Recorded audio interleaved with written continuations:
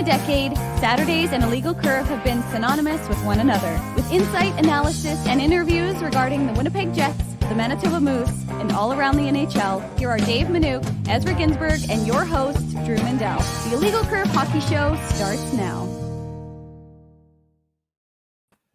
Good morning, Winnipeg. Good morning, Manitoba.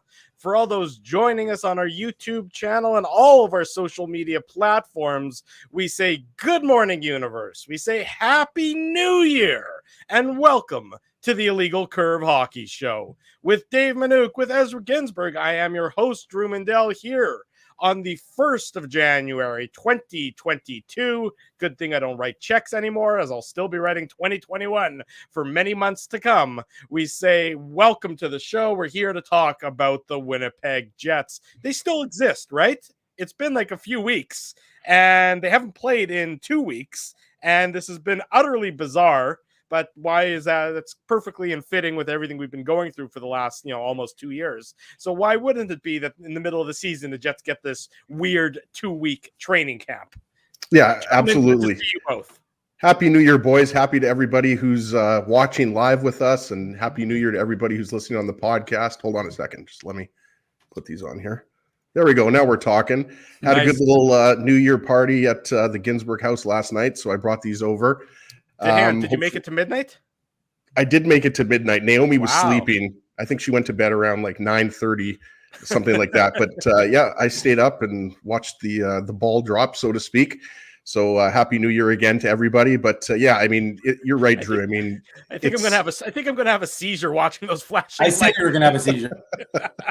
Hold on, let me turn the light off here for a second. Let me. No, the light's good. Anything that makes your eyes look less. I took the flashing off, Drew, for you, so it's still the light's still on the glasses, but it's just not flashing. But yeah, it's weird, and like you said, I mean, we've gone through a very weird season most recently, but with COVID, let's be honest, the last couple of years have been completely off. So I mean, just think, guys, if there wasn't that break in the schedule in February, like what would the NHL be doing? Like we would be talking about like a late July, early August Stanley Cup final again, right? If they didn't have that break to work with in February. So really it's a blessing in disguise that the NHL won't be participating in the Olympics, because you got to think that 3-week period, guys, we're going to be very busy during that 3-week period in February. Let me tell you that much.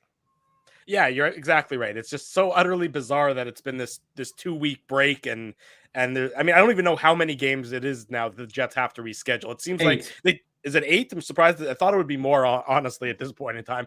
And it seems like there's probably more to come because they don't want to play in front of an empty arena, and hopefully, maybe 2 or 3 weeks from now. It's probably wishful thinking, but maybe they'll be able to have some fans in the building again.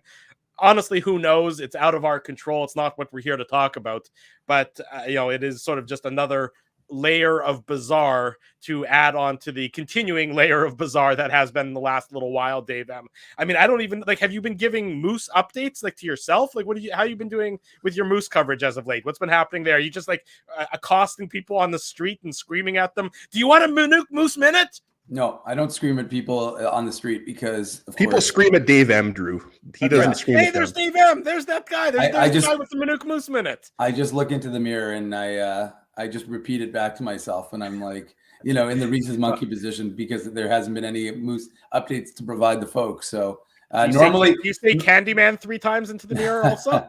Normally I would be regaling the crowd with the activities against the Abbotsford Canucks. The first time the Moose would have ever seen the Abbotsford Canucks, the new Canucks farm team, because they were supposed to play that classic New Year's Eve day game against the Manitoba Moose yesterday. But for the first time in ages, it is not going to happen because Abbotsford had a problem with COVID. So as a result, they've needed to be rescheduled. Those games, the Moose are playing tomorrow. It's today Saturday. My days are so thrown off. So yeah, I'm not. I was like, honestly, like I was doing the papers during the week, and I was like, on Monday we learned, and I'm like, was it Monday? And then I had to go back and check my schedule. But yeah, no. So the Moose are scheduled to play tomorrow against Iowa Wild. You kept tweeting out about a 4-game road trip, and I'm like, 4-game road trip. I'm like, they're Vegas and Colorado and Phoenix. I'm like, where's the 4th game? It's like, technically it's 4. Yeah, it's 4 straight on the road. yeah, with the two that were postponed in Winnipeg, they're heading out to Detroit after that for a one-off. It's just like, finding everything out and I wonder if that'll even come back. It's funny because some people are like calling it a 3-game road trip, but the reality is there's no guarantee the Jets are like, generally they would come back because there's a cost to being out on the road. And so it logically makes sense that they would, but so in the normal course, you would call it a 3-game road trip because if they had a week between games, they would come home and they would practice here and be in their own beds and that sort of thing. But due to the situation with COVID, I don't know what's going to happen in terms of them coming back versus them staying out, fly to Michigan. Maybe Andrew Kopp can host them all there, and they'll just he's still there. They'll just get well, he's probably in Nevada now, but anyways. Yeah. Well, and Joe makes a good point. I put it up on the screen there. Joe from Winnipeg. Happy New Year to you, Joe. Saying that the game on Sunday, January 16th has been postponed. But the game the night before in Winnipeg has not yet been postponed, which is sort of another weird layer. I saw something on Twitter that I don't remember. Ryan, I think it was Ryan Moyer, who's the stats guy, tweeted something about the Senators game. They're going to Calgary after they're supposed to be in Winnipeg, and it sounds like that game might not end up being rescheduled. It's all in flux, is basically what it boils down to scheduling wise. And we know, barring anything unforeseen, that we're going to have a post-game show tomorrow afternoon, right around 5:45 p.m. Right, I guess that's tomorrow evening if you want. That there should be a post-game show, and that'll be the first post-game show in the last couple of weeks, because it's been 2 weeks since the Jets were last on the ice. And I have to believe, gentlemen, as we move away from the ongoing COVID questions, I have to believe that this is a blessing in disguise for this Winnipeg Jets team. You have a new coach come in, and how often in NHL history has a new coach, I don't think it's ever happened before, gets this 2-week period of time in the middle of the season in which to implement his approach and implement his new strategies. It's unheard of. And I have to believe that it's an advantage to the Winnipeg Jets in that they're not learning, Dave Lowry's approach on the fly. They've had this last, couple weeks, albeit with the Christmas break in there, that they've really been able to work at it and understand it and really come to know his philosophy, come to understand his philosophy, and be able to try and act accordingly. To me, that's a tremendous advantage. Yeah, it's an absolute advantage for the Jets and Lowry. And even though, Drew, as you mentioned, it's just bonus practice time for these guys. And they get to work on some things that they otherwise wouldn't have got to work on because they know Lowry, right? He's been here for a couple of years, but they don't know him as a head coach. So your point is well taken that when you're talking about, some different personnel, whether it's on special teams or, just regular lines, right, guys? We were talking about the Moose earlier, but it's basically been, we joke about the Minuk Moose minute, but I mean, it seems like, every 12 hours, a new player is being called up to the taxi squad, right? So that's a whole new thing, right, guys? Like, I got to give Dave M credit. I mean, I give Dave M credit a lot, but we talked about that at the beginning of the year, right? Credit for keeping you married. Absolutely. There's a lot of things that, I have to thank Dave for, but, we talked about it at the beginning of the year specifically as it relates to goalies, right? And how, they could have, had some type of maybe modified or smaller taxi squad as compared to last year. And then lo and behold, we're back in the same situation as we were last year, right? So I think that's even more reason, Drew, that, Dave Lowry especially, and the rest of the Jets coaching staff has been loving these bonus practices, right? Because, not only do you get to work on, whether it's, some finer details in, special teams or whatever it is, there's no shortage of things to work on for any team, but you also get to, bring in some of these players that are on the taxi squad and, you get to see them on the kind of quote unquote fifth line or whatever you want to call it. Right. So I think, the Jets went into this kind of, whatever you want to call it, this kind of extended holiday break here on a high note after winning against the St. Louis Blues. But there's no doubt, guys, that, the Jets know that they have to put some points together. And, it starts off, a little bit tough with Vegas, who won again last night, but then you've got Arizona. So, that's a much easier game, even though you don't want to take them lightly. We know what happened, not too long ago in Winnipeg, right? Exactly. So, I do think, Drew, that you making any guarantees there, babe? No. My New Year's resolution for 2022, boys, is no more guarantees. You're not going to hear any from me, smart Drew. New Year's resolution there.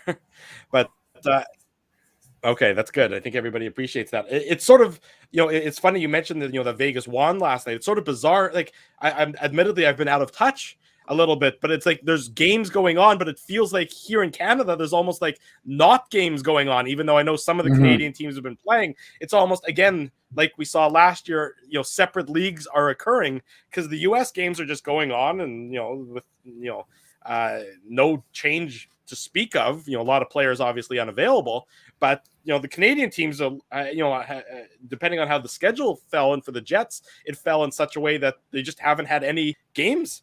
And so this practice time, and Dave, you've been covering it on the website all holidays long, doing your usual great job, of course.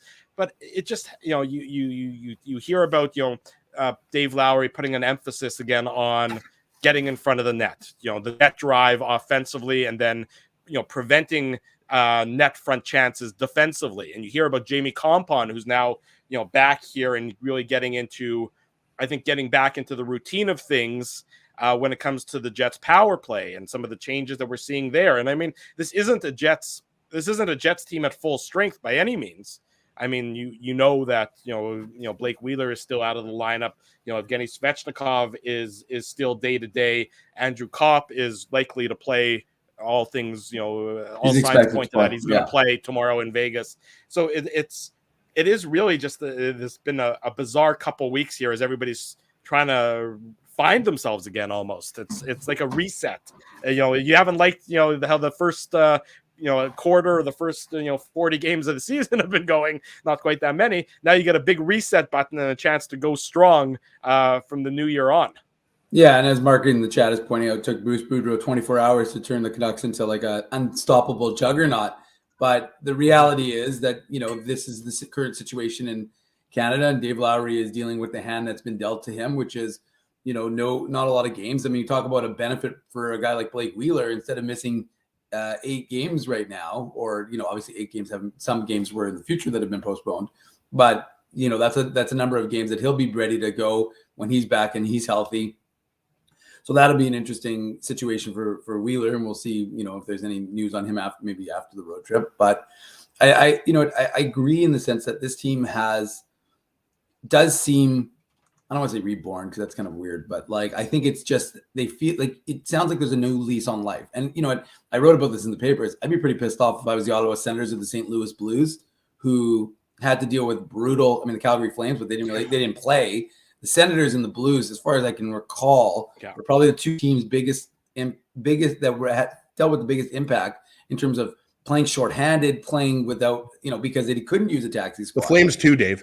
No, I know the Flames, but I don't know that they had to play a lot of games, though, is what I'm saying. I know they dealt obviously with a significant COVID situation. Yeah, but you're talking about it was because to your point, Dave, because the Senators and the Blues, they had their COVID situations almost like a month ago before it really ramped up league wide. Right. And the Islanders earlier in the year had the same situation where the league at that point was sort of too damn bad. And then obviously it got to the point where they couldn't just say too damn bad anymore because it was a competitive imbalance situation going on. Right. But again, if you're the St. Louis Blues were remarkable because they still succeeded. They didn't seem to miss a beat, but talk about derailing your season. Anyways, that's just another issue. I just think like the NHL was a little bit, they showed they were a little short-sighted to not think that they maybe needed to have some sort of taxi squad type situation. Maybe not to a significant degree, but at least something that would have allowed teams to do this. So now, they've implemented the rules, and you can only be on the taxi squad for 20 days.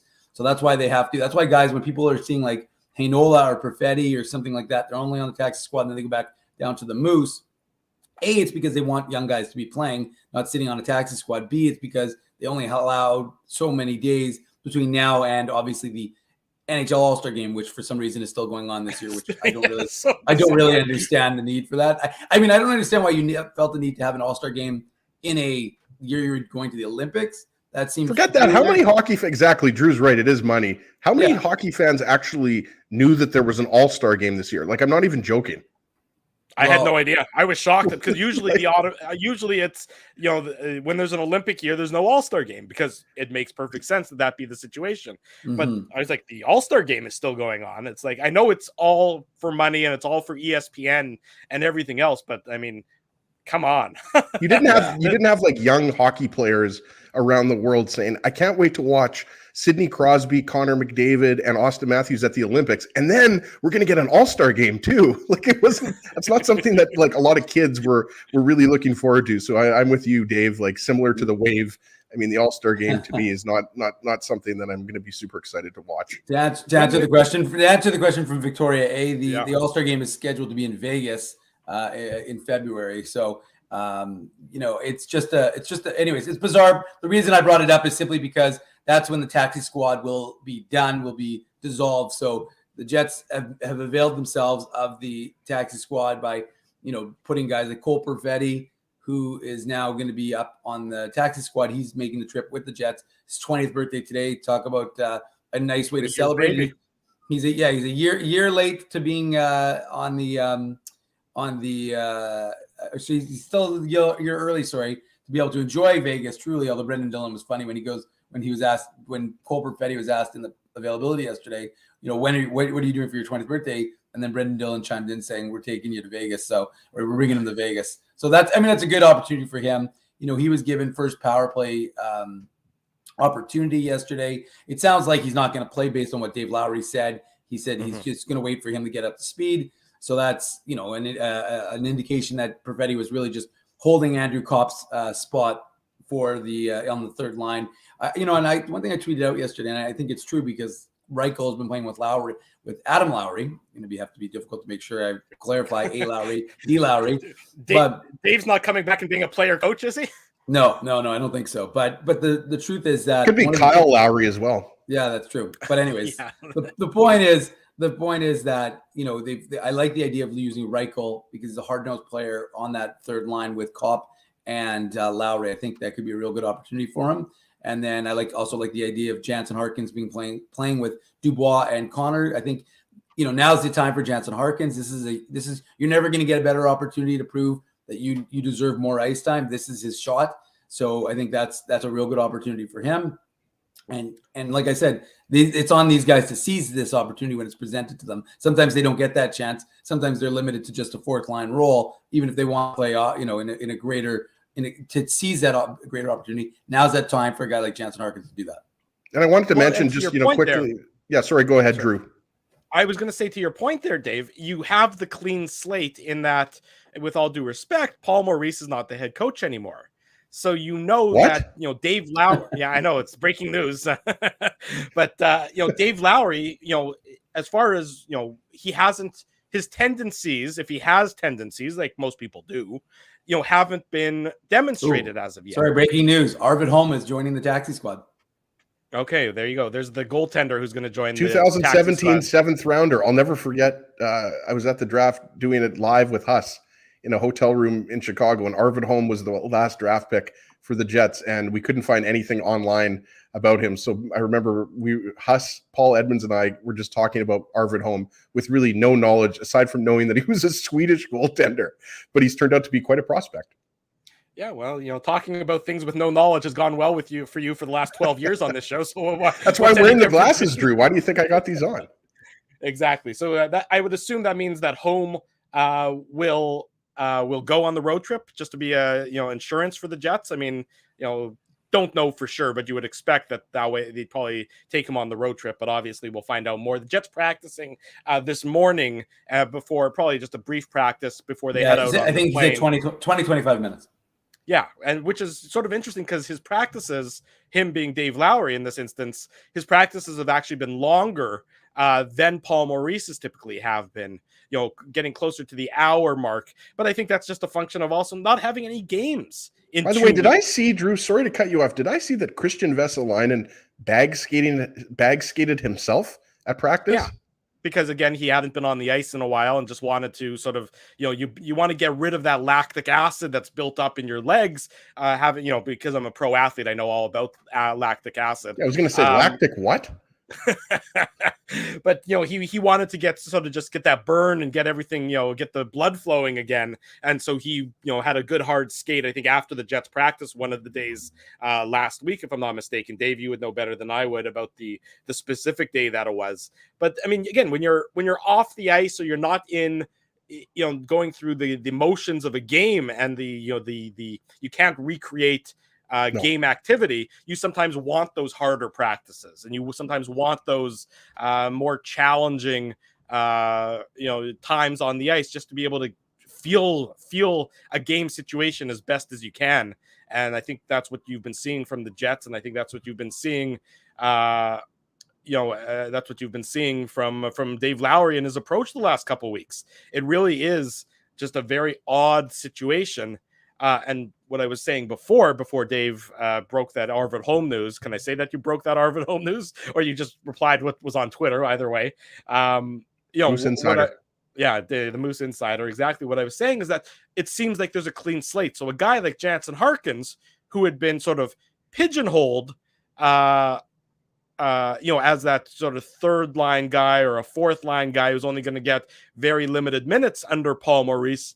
For Dave Lowry, it doesn't seem like he's got any sort of limitations to what Jansen Harkins can do. So you go out there, Jansen Harkins, and you prove yourself in this opportunity, and what a great opportunity it is. And it's likely coming to you as a result of some injuries and some other things going up and down the roster. But go out there and prove yourself, and maybe your trajectory changes as to what the Jets think they have in you. And I think it's a clean slate for so many of these guys. And for some of the guys who were maybe a little comfortable in their roles, knowing that they were always going to get a certain amount of minutes per game, the Scheifele's, the Wheelers when he was in the lineup under Paul Maurice, and things of that. It's also, hey, new sheriff in town, things might change. You have to, prove it to me. What have you done for me lately? And I think it's it's an exciting opportunity. It's a great thing, Drew, for this Jets. team. Yeah, absolutely. I if I could just continue your thought. I know you probably don't want me to, continue your thought because I'll just butcher it. But no, you're right. I mean, Jansen Harkins is a player that we've talked a lot about over the last 2 or 3 years, and obviously last year was an unfortunate situation for him with him being a regular healthy scratch, right? So like he didn't like that. And then obviously, this year, he's kind of been a little bit all over the place, as you said. So yeah, I'm interested to see Connor Dubois. We know that they've had excellent results this year. But yeah, Harkins, there's no doubt that Harkins has the skill to play in the top six. And I think, a lot of people will look at, Harkins' production at the NHL level and they'll say, he hasn't scored a lot of goals. Well, I think a lot of that has to do with his usage, right? So this is a great opportunity for him. And, Dave mentioned Christian Reichel, who's been one of the most consistent Moose players for the last several years. Like, I think we assume that, Andrew Kopp is going to go on that third line, right? With the Adam Lowry line. And then I'm not sure, if the fourth line is going to be Tony Nato, Gustafsson, Vesalainen, Dave. It looks like there's a good chance that is going to be the line. I mean, we haven't even talked about, Cole Perfetti and how he's going to be used. I don't think any of us expect him to play tomorrow afternoon in Vegas, but I think we do expect to see him in the lineup. We shouldn't say that there's no chance that he's going to be in the lineup, but I don't think we expect him to be in the lineup tomorrow afternoon, but I think there's always the chance that he's going to get some NHL action here, especially with the uncertain situation around COVID and some other players that are dealing with injuries on the Jets. So there's no doubt that this Jets team is going to look a lot different tomorrow afternoon than it did a couple of weeks ago against St. Louis.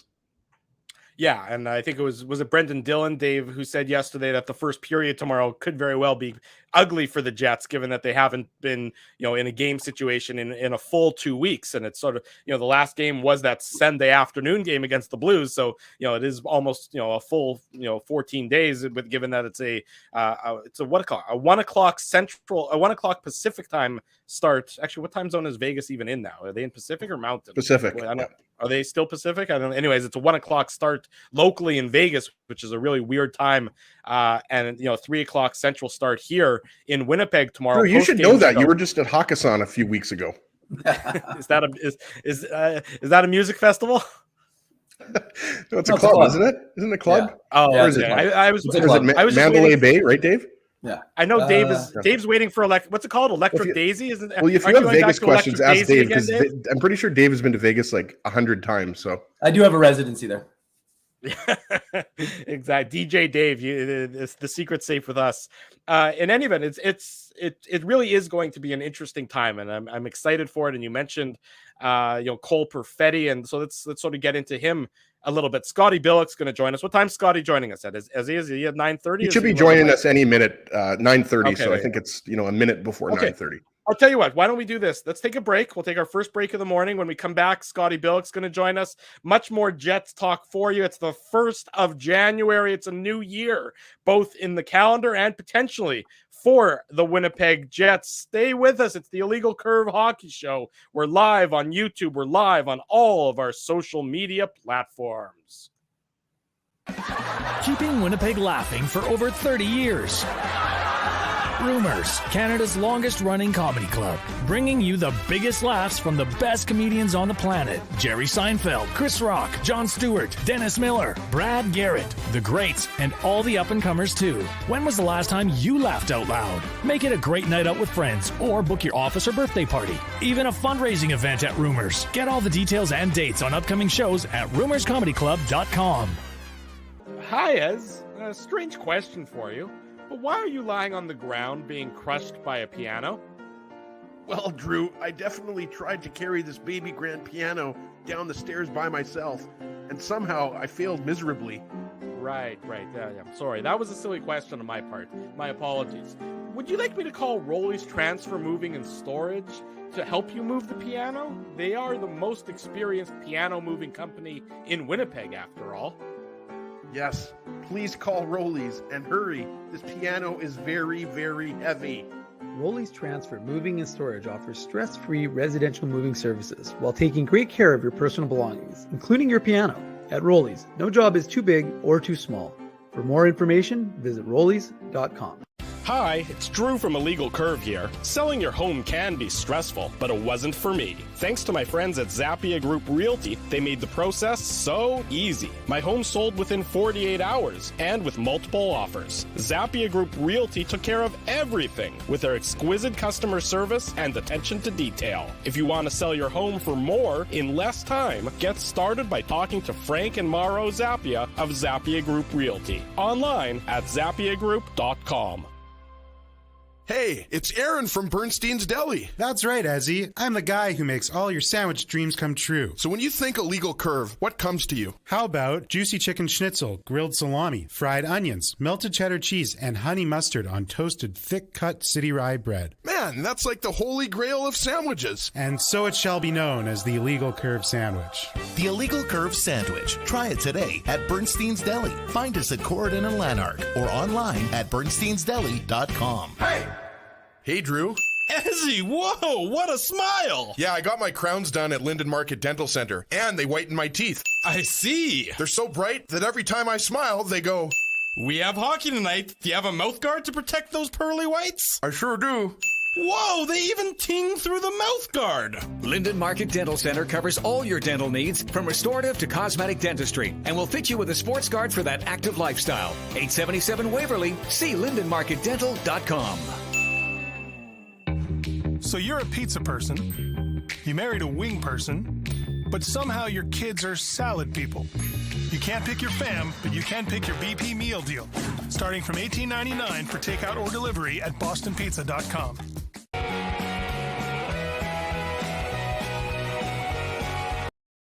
Saturday morning, the bottom of the hour. Welcome back to the Illegal Curve Hockey Show. Happy New Year, one and all. I am your host, Drew Mindell. Dave Minuk in the top right, his head still on fire.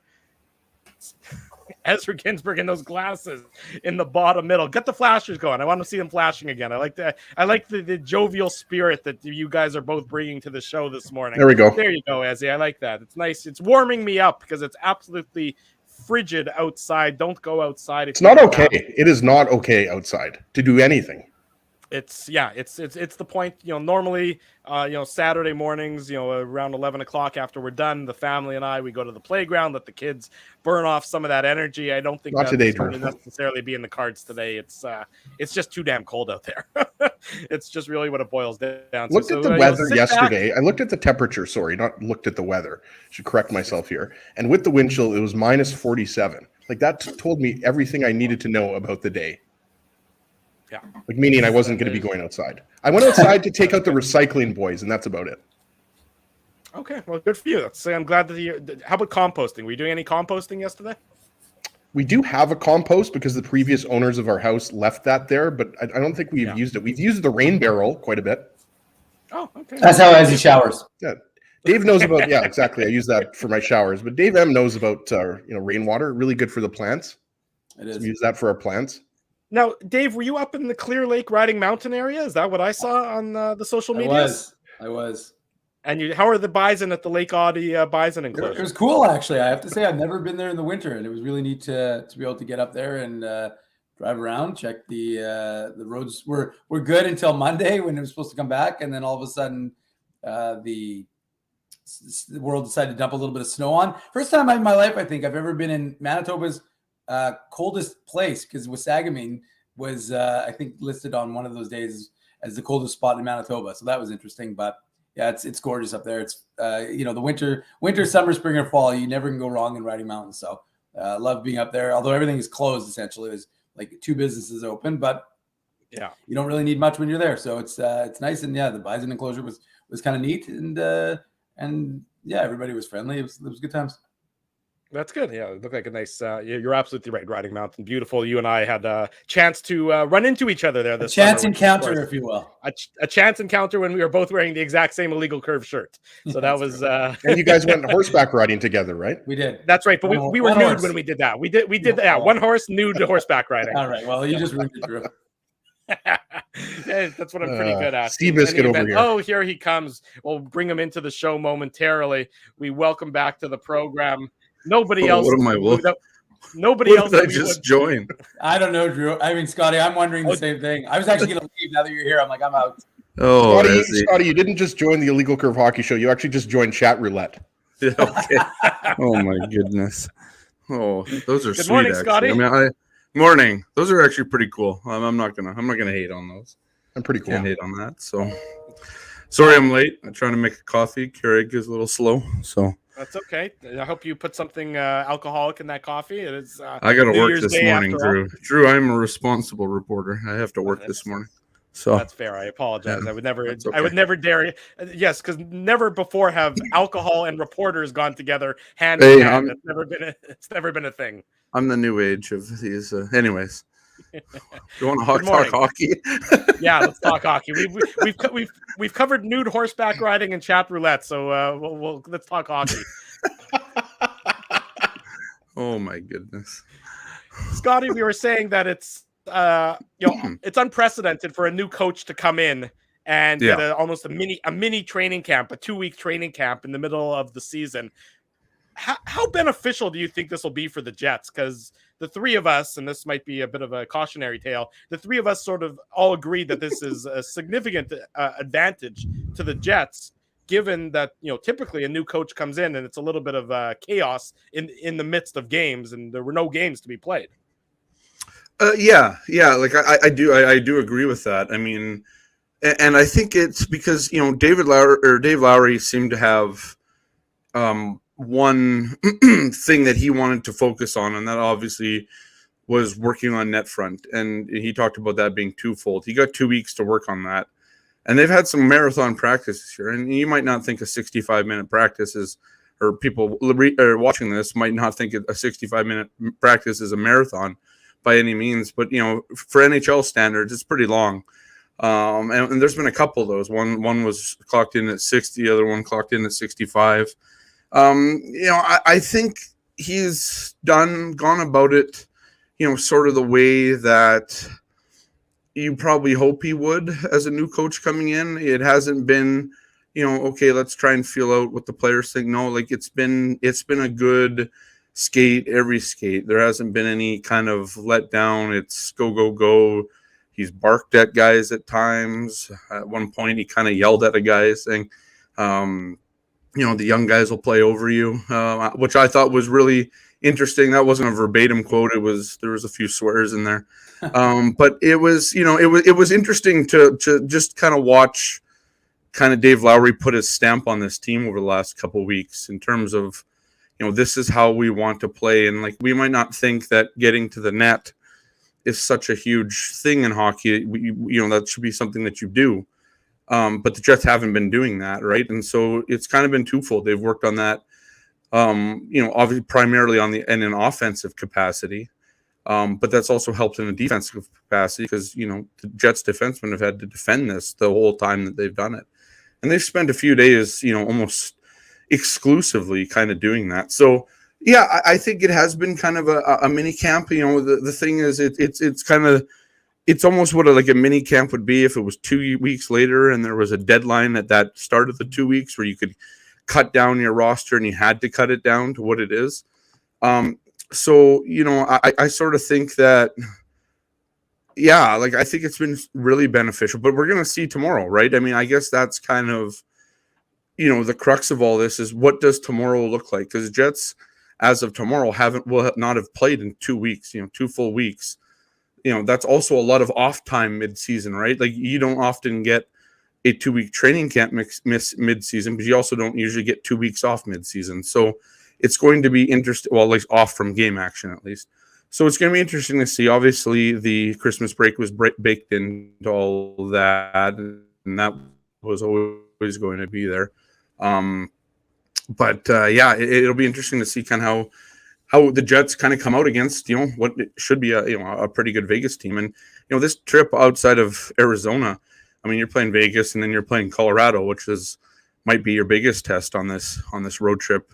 And then again, you come home and you don't have anything to do again for, almost a week. Right. And, so it's a weird schedule. And, if the Jets get their way, in terms of, shutting down the rest of the home games here and we'll see about that January 15th date against Ottawa that hasn't been postponed yet. But, I think ideally they don't want to play at home in the month of January and move all those games into February with the hope that potentially you can have fans back in the building, which, I mean, if you guys, for anybody who's watched the COVID numbers, I'm not sure that's even a foregone conclusion that fans will be allowed back in. But, at the same time, to go back to your original question, I think it has been beneficial for this team, if only for the fact that they've worked on something that's kind of plagued them this season. Because if you think about that one Arizona game, they got 46 or 47 shots on goal. But how many of those came from the perimeter, and how many times were people wishing after that game and even during it that the Jets would go to the net, because that's seemingly the only thing that we're missing in that game. Dave Lowry's obviously latched on to that. He's talked ad nauseum about how that's how goals are scored in the NHL. And so he's gone out and kind of, for lack of, done something about it, right? And so we're going to see kind of how that translates, I suppose, tomorrow night or tomorrow afternoon in Las Vegas.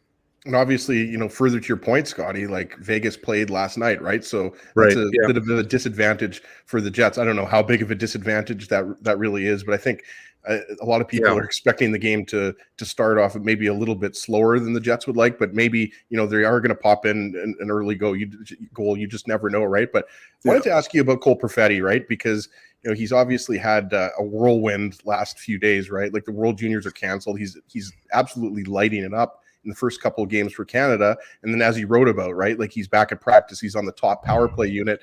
And I wanted to ask you about his usage, because, you spoke with Dave Lowry and Perfetti spoke with the media yesterday. Like, it seems like there is a chance that he plays tomorrow afternoon, but if you kind of read a little bit more into Dave Lowry's comments, him saying that, we want him up with the team, we want him practicing. I mean, do you see a possibility of Perfetti playing tomorrow? And if not, do you see him maybe getting into that game against Arizona? Well, and that's going to be kind of, I think that's what's interesting about what we're going to learn about Dave Lowry here, right? So if he doesn't play tomorrow, and he almost kind of threw cold water on that yesterday when we were asking about, is it possible for Perfetti, who, it was odd, right? You come into practice, and I understand that Andrew Kopp isn't there, but the third line was Christian Reichel, Adam Lowry, and Cole Perfetti. So you would think as a reporter or even as a fan, well, okay, if somebody's getting cut from that line, it's probably Christian Reichel. And it's not because Christian Reichel is a bad player, it's because Cole Perfetti is a better one. And, I don't think anybody's going to argue that point. But we don't know, is Evgeny Svechnikov today going to shed his yellow non-contact jersey? If he does, is he an option? Andrew Kopp's obviously going to, well, he's going to be in Vegas. Is he ready to play? I mean, he hasn't practiced with the team and since it must have been December 20th, I think. So we're going on almost 2 weeks now with that. But the way that he kind of said it yesterday is like, well, we've kind of had a talk and, we're not going to, we want him to practice with the team and all that kind of stuff. So I'm not sure, but I do think he is an option on this trip. And I don't think they brought him up. Well, again, we're going to see, because Dave Lowry said initially about the taxi squad, he doesn't want young guys on there that are just going to sit there. He'd rather have them play in the AHL. We've heard this before. We're going to now see if that's kind of how he, if that's actually his kind of philosophy on it. Does he want, his young guys playing if they're on that taxi squad? So does he play Arizona? And how short is the leash for some of these guys? Let's say Christian Vesalainen doesn't have a great game. Is he out of the lineup and Cole Perfetti comes in? What about Jansen Harkins, who, if Svechnikov isn't back, is looking like he's playing on the second line with Dubois and Kyle Connor. So is that an option to put Cole Perfetti there if Jansen Harkins doesn't play a game? I think we're going to learn about that. I do think if they're taking them, the plan is to play them at least one game. I don't think they will, because why not just put them back with the Moose and let them play there? Like that's what they've done with Ville, because they know that all their defensemen are there. And when Ville was brought up to the taxi squad, it was only to be a warm body while Neil Pionk was dealing with his travel issues. So I am curious to see, and I think this is part of it. We haven't had a lot of games with Dave Lowry behind the bench. The first one you can't really count because he was kind of interim coach that day. The second game, okay, there was more things. We've seen how he kind of deploys that Lowry line as a hard match almost against the other team's best. But I'm interested to see kind of how he deals with, quote unquote, underperforming players, and seeing if you're going to take a guy like Cole Perfetti with you, are you going to actually play him? So I think that's what part of what we have to learn about Dave Lowry is not is he a liar or not, but is he kind of true to his word and whatever his kind of philosophy is with young players and go from there. So I'm uncertain that you're going to see him for all three games. I don't think you see him in the lineup tomorrow, but I think Arizona is a definite. And then from there, I think it's up to Cole Perfetti. If he gets an opportunity in Arizona, I think that's where you kind of want to see, can he take charge of that, hold of that, and go? Because I think Dave Lowry will play Cole Perfetti a lot more minutes. Like if he puts him on that third line, I know it's a checking line, and people are like, well, why would he play on a checking line? Well, I think he also play a lot of minutes in that line. If you look at Adam Lowry's line's minutes since Dave Lowry took over, and I know that's Adam's or Adam's dad who's doing it, but I mean, I don't buy into any of that kind of stuff, obviously. But I think there is a role for that and a lot of minutes there. So it wouldn't be that he's doing that. So yeah, that's kind of where I'm at with that. And yeah, I think a lot of people are just kind of waiting to see kind of how Dave Lowry's coaching philosophy kind of plays out, once games kind of restart here for the Jets. Saturday morning, New Year's Day. No better way to ring it in than with Scotty Billeck and the Illegal Curve Hockey Show. We're live on our YouTube channel. We're live on all of our social media platforms. Reminder, the Illegal Curve post-game show tomorrow afternoon, tomorrow evening, right around 5:45 p.m. as the Jets get back in action in Vegas against the Golden Knights. Scotty, one of the things that this break has provided is an opportunity, right? You're expecting Evgeny Svechnikov, and you're now talking about potentially seeing him. I know he's been looking good in practice, but potentially shedding his non-contact uniform. Yeah. Blake Wheeler obviously gains all of these postponed games, so whenever he is ready to return, so there is an advantage from a health perspective, obviously, in addition to Dave Lowry being able to put his stamp. And you talked about it with a guy like Cole Perfetti, but again, the expectation, unless he really seizes some sort of opportunity, is that he'll probably be back down with the Manitoba Moose, and he'll be getting top line minutes with them versus third line here with the Jets.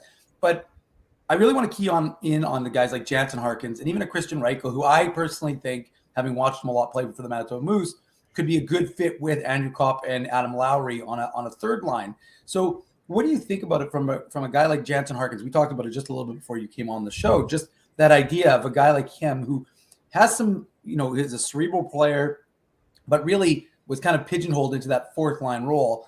Now here's his opportunity because Blake Wheeler isn't playing anytime soon. Don't you see this as like, of all players, like forget about Christian Vesline and Christian Reichel, don't you see this right now as the biggest audition in terms of it for Jansen Harkins?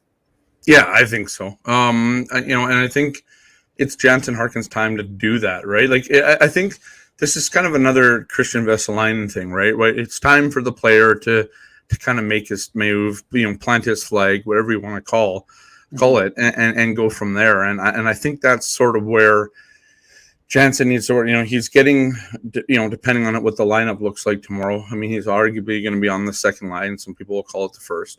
And I think that's, a testament to what he's done with this team to get there. Like he's almost like he's the 13th forward in terms of like who's going to come up into the top of the lineup. If somebody goes out, like, obviously with Blake Wheeler out, and then so you have getting Svechnikov injured too. He kind of comes into that role and they move him into that because I think they like the idea that he can play the right side right now. He's pretty malleable, that guy. And I'd like to, I just wanted to see him kind of take it, right? I mean, I think we can all agree that Jansen Harkins plays really hard and does all the right things on the ice. I just want to see kind of him scoring goals and that, right? Like I don't know what Dave Lowry's philosophy on this is yet, and we're going to learn that too. But, if you're going to play in the top six, do you have to produce? And maybe even in the bottom nine or the top nine, if you're going to be on that third line, do you have to produce, or is it just purely a checking role with Dave Lowry? I guess we're going to find that out too. But I think Jansen Harkins is built for that role, right? Like he's a hard-nosed player, and Dave, you'll know this from watching the Moose a ton. This is the type of player that he is. He's good at this, tenacious on the puck, tenacious going after the puck. Like he's good at that sort of thing. So I think it is for him there. But I mean, you also got to wonder, okay, where are you going to play Christian Vesalainen then?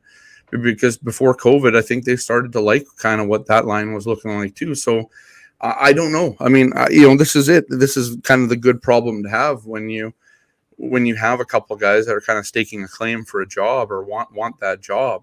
It's good internal competition with COVID right now. The Jets, fingers crossed, don't have to deal with that. But that is another option, right? If you start having issues with that, or just whatever play. And I don't know how long Blake Wheeler is going to be out. I mean, Dave Lowry hasn't really answered any questions on Blake Wheeler just yet to see it. And I think we can all agree it's going to be a while. Is it another month or two? I don't know. I mean, it doesn't look like he needed surgery, so it's not like Brandon Tanev in Seattle where, a season-ending ACL injury. But, we're still kind of waiting to see how it goes. So, and then the other thing too is, when's Jansen Harkins going to kind of, do his PK work and that sort of thing. Are we going to see him more on that? And again, I think we need to see more game action. And that's kind of the thing that we've been robbed of here over, because of COVID and because of obviously the restrictions here. We haven't really got to see enough of what Dave Lowry and how he's going to kind of do that. So, and just to go on to the chat, because I know you guys love the chat. Could it be an advantage? Craig Penner asked, could it be an advantage for Perfetti? He's the only Jet that's actually played game time. I think so, right? Like, and I think that's part of it too.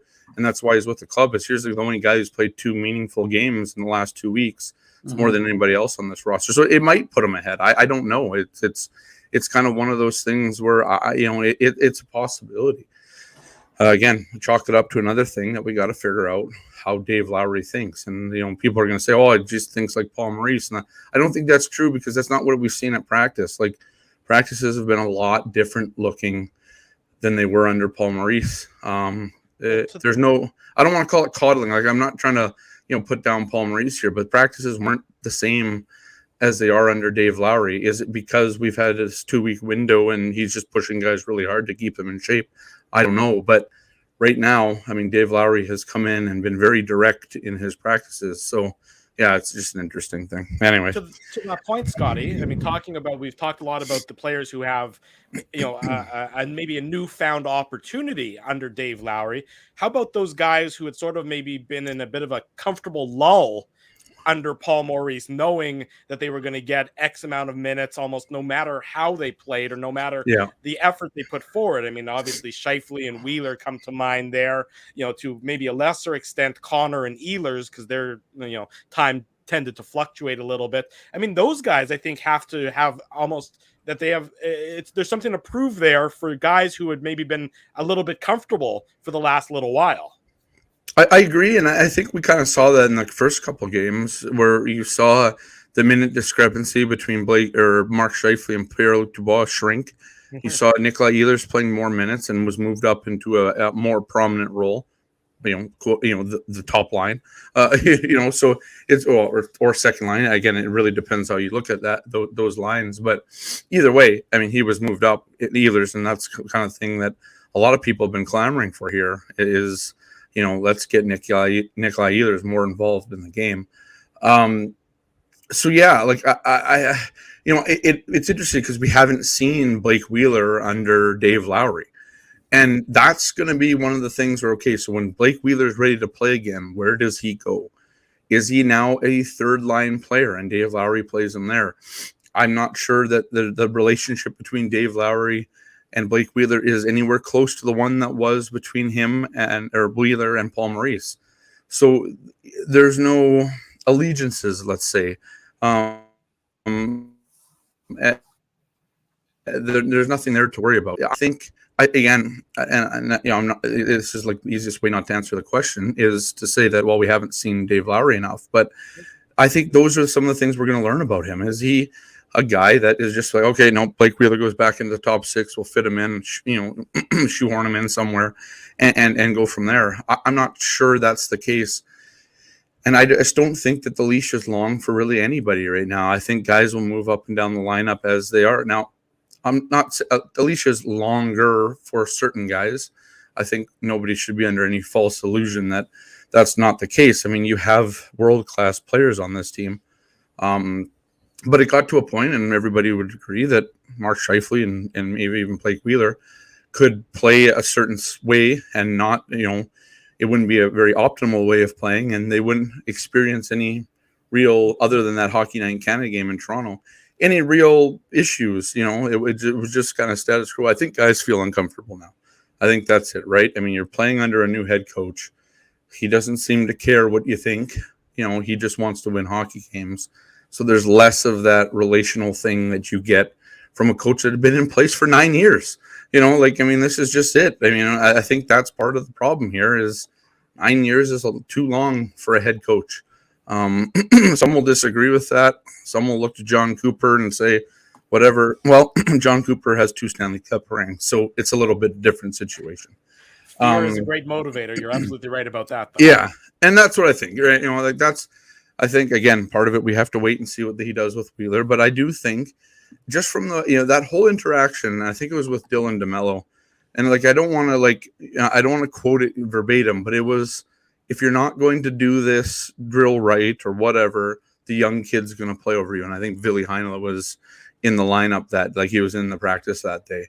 And I think it was just a subtle reminder to some of these guys that their spot isn't necessarily guaranteed, even though it probably is. It's that, again, like you said, fear, and I think that is part of it. Dave Lowry, from what I've seen, pulls no punches, and he gives no blank, and I think curse on the show. I'm not going to, though. It's a family program, but that's I've seen a Dave Lowry that doesn't seem to, I just don't think he has any ties to this team in terms of the players. I think he has to come in and coach a different way, and I think he's smart enough to see that. Let's not forget, Dave Lowry's played 1,000 games in the NHL and has been a head coach at the WHL level, successfully at times, and also been an assistant coach in league in the NHL as well. So I think he understands. I don't think Dave Lowry is just this guy who's just taking over for Paul Maurice and kind of holding Paul Maurice's clipboard anymore. No, I think Dave Lowry has his own style, and part of that style is, I'm not friends with any of you. I'm your head coach, and that's where the relationship ends. So yeah, you can come talk to me, but we're not going to be buddy-buddy, and there's no kind of whatever. It's just I'm the head coach and you do what I say, and we've seen that so far. And I understand fans don't get to see the practice, but that's how I feel about how Dave Lowry has handled practices. They have been intense at times, and they've pulled no punches. And I think that's, from watching practices over the last 8 years, you see a difference. It's kind of a stark difference between that and the style that Paul Maurice ran his practice. And I think that bodes well for this team if that's kind of how he's going to, I suppose, run it, from behind the bench. No, I think you make some really good points about Dave Lowry there, Scotty. And I wanted to ask you about the goaltending, right? Because there's no shortage of storylines, for the Jets, right? New faces, up front, just the 2 weeks, as you mentioned earlier, between games. And specifically wanted to ask you about Laurent Brossoit, because obviously, we expect Connor Hellebuck to get the start tomorrow afternoon. Brossoit got the win yesterday at home against the Ducks. He's won his last, couple of games. But, I guess, what do you kind of make of this matchup, right? Because we know Hellebuck and Brossoit are really good friends. We know Vegas is one of the best offensive teams in the league. So obviously Hellebuck, we know he's going to have to be sharp, but Brossoit has played some really good hockey this year. I think last time I checked, he has 8 wins on the season. We should mention that Leonard, there is a chance that he will be back, but we're going to wait for an update here, right? Probably from, Jesse Granger or others who cover the Golden Knights. But what do you kind of make of that matchup, between Brossoit and Hellebuck, who obviously, had that relationship, here in Winnipeg, forming that good one-two combo for the Jets and net. Yeah, it's kind of like the master and the apprentice, I suppose, a little bit in that. And yeah, I mean, these guys train in the off season. They have the same agent. I mean, it's all, everything's the same, right? I mean, they go to the same, I believe it's the whatever that Adam Francilia's program that is out there in BC. They've both done that. They're good friends, obviously. And, but Laurent Brossoit always knew his kind of role here. I mean, he was second fiddle, and he knew that always. But, I think it's interesting, right? I think, I don't think Laurent Brossoit holds any sort of grudge here, anything like that. I think he understood that this team couldn't afford him anymore. And to be fairly honest with you, I think that this team, if anything, he's thankful for the opportunity he got, because that's how he got paid this year. So that's the other thing. But yeah, I think there's always that internal competition, motivation, and all that you want to be the guy that outplays the other guy. So if Laurent Brossoit plays, of course, I think he wants to stick it to Connor Hellebuck. As good a friend as they are, I mean, regardless of that, I mean, first of all, it's hockey, and friendships kind of go to die once you close the gates on the game. And at the same time, I think just as a competitive person that we know Laurent Brossoit to be, he wants to beat Connor Hellebuck. Yeah. I mean, does he want to put up a shutout against his own team? Of course he does. So yeah, I think it's interesting. I kind of hope that's the matchup, right? I want to see Laurent Brossoit play against the Jets. I think there's a certain pressure there too for LB to kind of play against his old team. And how does he kind of handle that too, right? And it'll be the first time that he's able to do that. So, yeah, it's interesting. I like Laurent Brossoit. He was always a good guy, pretty funny at times. And but yeah, I'm interested to see. I hope he plays, and we'll see what happens with Robin Leonard, obviously. And we know that that Connor Hellebuck will be starting that game. I'm sure pretty much everybody there is chomping at the bit to kind of get going here. So, Scotty, one of the things that you said you've had the benefit of watching 8,000 practices in a row. So, part of that is being able to see, hear from the players after practice. From an off the ice perspective, are you getting a sense that this team feels a little bit? I used the word reborn earlier. I kind of kicked myself in the ass for using it, but still, that they almost seem like they're a lighter group, given the way the season has kind of been up and down for them so far. Yes. Yeah, I do. I think renewal, like a reborn. I think we're talking like religion when you say reborn, born again. Hallelujah. Yeah. I don't think the team is born again in that way. Baptism by snow. Yeah. No, I think there's fire behind your head, Dave. Yeah. I think there You're is. now on Drew's Inferno, Scott. That's right. Yeah. I think that there is just a different there's just I don't know, maybe an excitement is the wrong word. I think that they don't see it. It was tough losing Paul Maurice, and I think a lot of the players felt that.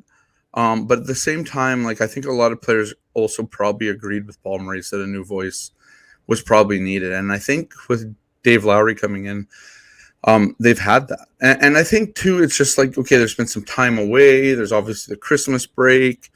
There's been some chance to kind of reset. And then there's been this, and we talked about before, or I talked about earlier, kind of a clear direction that Dave Lowry wants to take this team, which I would say is something that's relatively, welcoming for this team as well, just for the players that, here's what we can do to win more hockey games, score more goals, reduce the number of goals scored against us.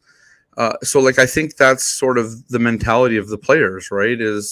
I think they're excited. I mean, I think that's part of it. And I think part of it too is this break has kind of bred that too, where there is an excitement to see what they can now do with all this practice time that they've had, these 8,000 practices and all that, and that sort of thing. So yeah, I think from each player standpoint, there's just this, I don't want to say I don't think Paul Maurice left on bad terms. So it's hard to say oh, well, all these guys have reborn, that sort of thing, right? They found themselves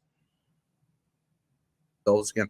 I don't think that's it, but and they're hearing that message again. And I think if nothing else, I think Dave Lowry has maybe just reinstilled some confidence into this team that they can play the game in an honest way and still win hockey games, right? You don't have to win by a perfect shot from the top of the circle. You can win by doing it the way most teams do, and that's grinding the puck down low, moving it into traffic, that sort of thing, right? Greasy goals, if you will.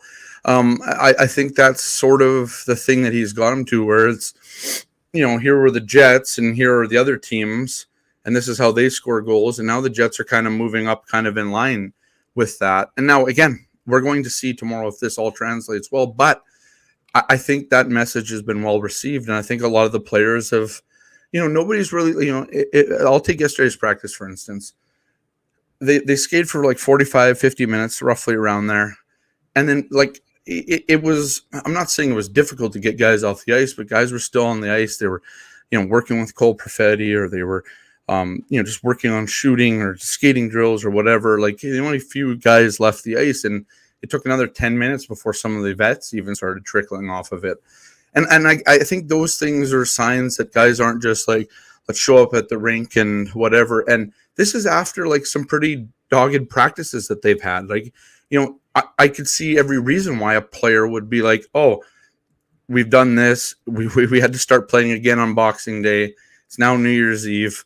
Let's just get out of here and go spend time. No, guys weren't just anxious to leave. They were still playing on the ice. I think that says something. I think it's telling when guys don't want to just run off and, you would usually use the golf course term, but I mean, you couldn't golf now if you tried.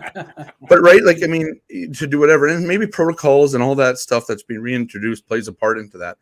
But what I'm saying is, I think I've seen a difference in the players, in the mentality of the players right now. I just think it's a renewal. There's a renewal right now that's going on. I'm going to stop short of the revival religious talk here. But, I think that's sort of, that would be what I see from what I've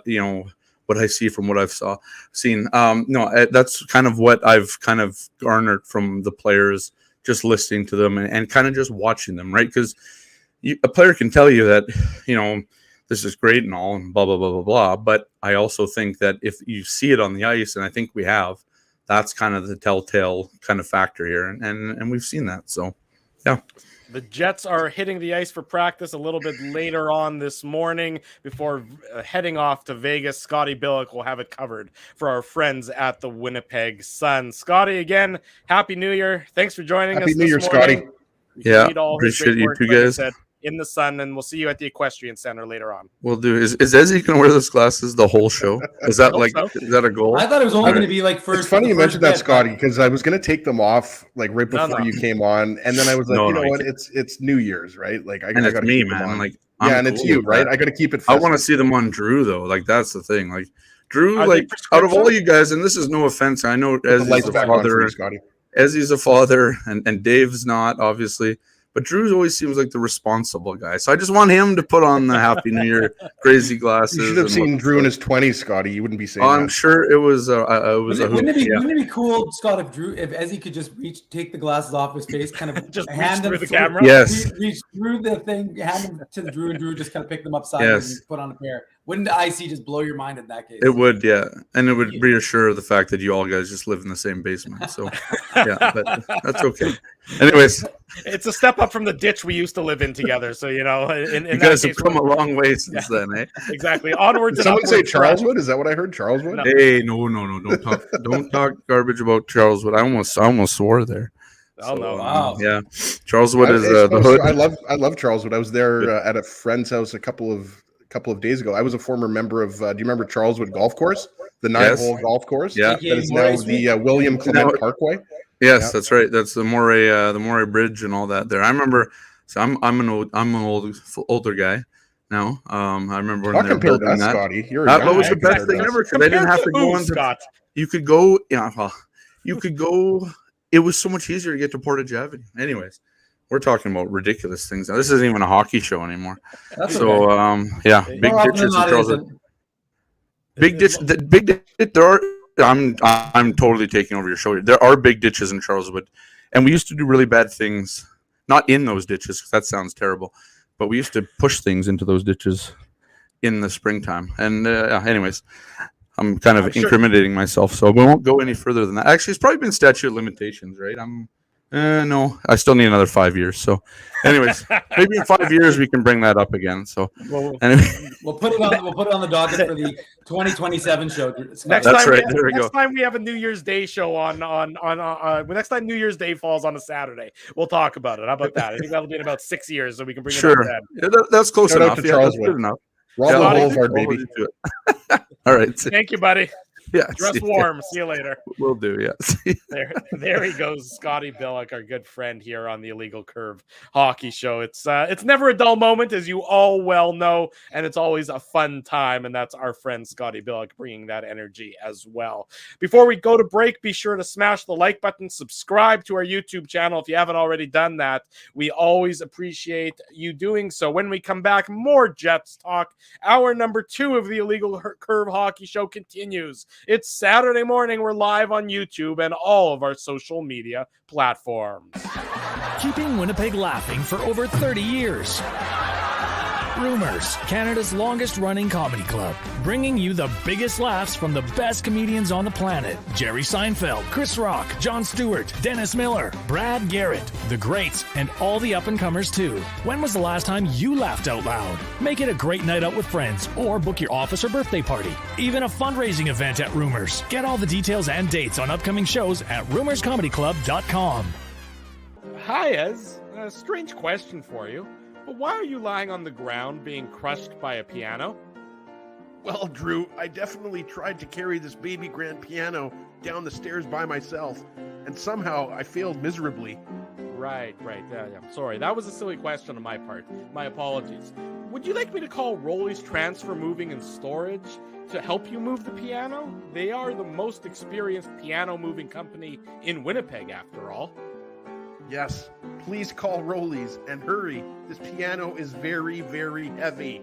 Rolly's Transfer Moving and Storage offers stress-free residential moving services while taking great care of your personal belongings, including your piano.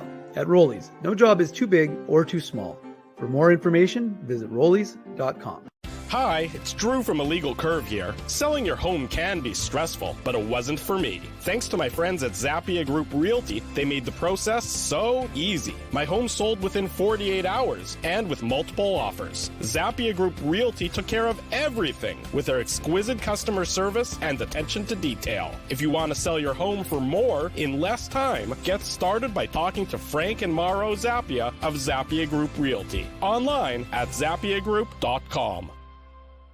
Hey, it's Aaron from Bernstein's Deli. That's right, Ezzy. I'm the guy who makes all your sandwich dreams come true. So when you think Illegal Curve, what comes to you? How about juicy chicken schnitzel, grilled salami, fried onions, melted cheddar cheese, and honey mustard on toasted thick-cut city rye bread? Man, that's like the holy grail of sandwiches. And so it shall be known as the Illegal Curve sandwich. The Illegal Curve sandwich. Try it today at Bernstein's Deli. Find us at Corridon and Lanark or online at bernsteinsdeli.com. Hey, Drew. Ezzy, whoa, what a smile! Yeah, I got my crowns done at Linden Market Dental Center, and they whiten my teeth. I see. They're so bright that every time I smile, they go, "We have hockey tonight. Do you have a mouth guard to protect those pearly whites?" "I sure do." Whoa, they even ting through the mouth guard. Linden Market Dental Center covers all your dental needs from restorative to cosmetic dentistry and will fit you with a sports guard for that active lifestyle. 877 Waverly. See lindenmarketdental.com. So you're a pizza person, you married a wing person, but somehow your kids are salad people. You can't pick your fam, but you can pick your BP meal deal. Starting from $18.99 for takeout or delivery at bostonpizza.com.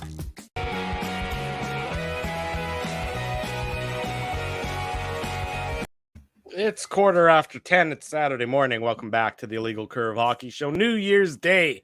Although every day should be New Year's Day when Ezzy's wearing those glasses. I think those should be like Dave's antlers. Whenever we got to some topic, Ezzy just needs to pull out those glasses at all times, just like Dave does with the moose and the antlers. I think that's a go forward plan that I think we should implement. Well, we could just change the words, right? Like instead of having Sure. Happy New Year up here, we could have Happy Valentine's Day. Yeah. Whatever. I like exactly. I mean, Tu B'Shvat, happy Tu B'Shvat for all those who are celebrating trees in Israel. That could work. Anything like that. I think it's a good plan all around. I don't see any problems with that. The budget might get a little bit steep as we. Yeah, I don't know if we can afford those types of. Or we're gonna get a 3D printer, Ezzy, for you. So no worries. We'll just print that stuff for you. So I can make a Fusilli Dave. A Fusilli Exactly. Dave. That's right. That's what we need. We need a gigantic macaroni Dave hanging out in the background at all times on this program. Big thanks to Scotty Billeck for joining us. Always a fun time when Scotty joins us. The Jets practicing a little bit later. Dave will have that covered, of course, on illegalcurve.com, where you can get all of your latest Winnipeg Jets and Manitoba Moose news and audio consistently updated at all times. Before we continue, I know we didn't touch on it a lot. I mean, anybody who has listened to this show, especially going back to the 1290 days, knows that Scotty Billeck is one of our good friends and best regular guests, right? But we got to give him another shout out for his coverage of hockey and COVID, right, guys? Because I think sometimes at the exact same time. Exactly. Yeah. Well, it's funny that you mentioned that, Dave, because nothing's funny about COVID, obviously, but I was following his COVID tweets, and then all of a sudden there were like Dave Lowry quotes, right? Like right after. So like I was kind of like, is Scotty covering both at the same time, or did the COVID presser end? But it just got a little bit weird when coronavirus was playing right wing on the Jets' third line there for a little while. Is that a new player? Is that a call up from the Swiss League? I'm not sure who that is. Yeah, but, I just wanted to get that in there, Drew, because we know that this pandemic it's nearing an end, right? They're starting to the doctors are starting to talk about it being an endemic at some point. Is that one of your guarantees? Is that no, do the reverse guarantee. Do the other guarantee as. Yeah, I will guarantee you that COVID... Don't even start. Don't even joke. Don't even go there. Just leave it alone. Leave it alone. Turn on your flashy lights and enjoy the bright colors. Yeah, the Islanders won a game recently, guys, so that pick's looking pretty good. There you go. Thank you for that one. Let's talk about Cole Perfetti and his usage, because I think that's sort of an interesting subplot to this 3-game road trip that might end up being 4 consecutive games away from the arena, depending on how the schedule lines up. Could be longer than Petru. Yeah, who knows? Doesn't matter. We'll figure it out. The schedule will figure itself out. The post-game shows will be the post-game shows again tomorrow afternoon, 5:45 or so. Post-game show. It's like when my dad said, "What are you doing this summer?" Right in between university. I just said, "We'll figure it out, Dad. We'll figure it out." How'd that go over? It went well. I graduated, so twice. You have two degrees and a pre-com. I have a Bachelor of Arts degree. No big deal. That's right. I thought you had a second degree from U of W. Red River. Yeah, well, I know you have Red River. I thought Pre-com diploma. Well, I mean, I have a couple of other master's degrees that I haven't told you about. Like, okay, right. Biochemistry, whatever. Yeah, it's okay. You're a researcher. You're working at the virology lab. Exactly. I'm a researcher. That's what's called that. I'm a researcher. As you got that at UBC, right? Exactly. That's a little inside joke from Vegas that Dave's referencing there. Let's just say that there was a girl that caught Dave M's attention. Leave it at that. Wow. Cole Perfetti has caught a lot of people's attention. You see how I went back to what the topic there was. How do you see the Jets using him? Do you see him getting into the lineup? In the next few used games? as a forward, Drew, I would say. And that's why he comes to the Legal Curve Hockey Show. Crack analysis like that. Okay. You tell me what you think when they're going to use him, what games he's going to get into, if he's going to get into any. Just take over the segment after that. All right. Well, I'll tell you this. They're not going to use him tomorrow because Dave Lowry essentially poured, as Scott said, he poured cold water on that fact because he said he wants to get him up to game speed, even though, as Scott mentioned, or as he mentioned, that, he's the only guy who's played any relevant games in the last little bit. And Brendan Dillon was giving him a hard time about being the leading scorer of the World Juniors, even though it was only 2 games. But I really don't anticipate that Cole Perfetti is, it's weird though, because he was playing on the first power play unit. So generally that would indicate, why would you give him any power play time? But, I think it's about confidence. I think it's about giving him an opportunity to get comfortable with that system. And obviously he's doing that for the Manitoba Moose, playing on the first power play unit. So, getting a chance with the Winnipeg Jets in the slot, I think that's, a real good opportunity for him just to be comfortable with guys like, Mark Scheifele, Kyle Connor, that sort of thing. So there are advantages. But yeah, like I said, to me, when they put him on the third line and not in like a second line role, where Harkins is playing instead, I thought maybe they'd give him a shot with Dubois and Connor. When they didn't, and they instead put him on with Reichel. He's used Reichel and Lowry now for almost all of the practices since that game on the, against St. Louis back on the 23rd. So because Reichel's played with Lowry so much, I just don't see him just being, a placeholder versus Perfetti.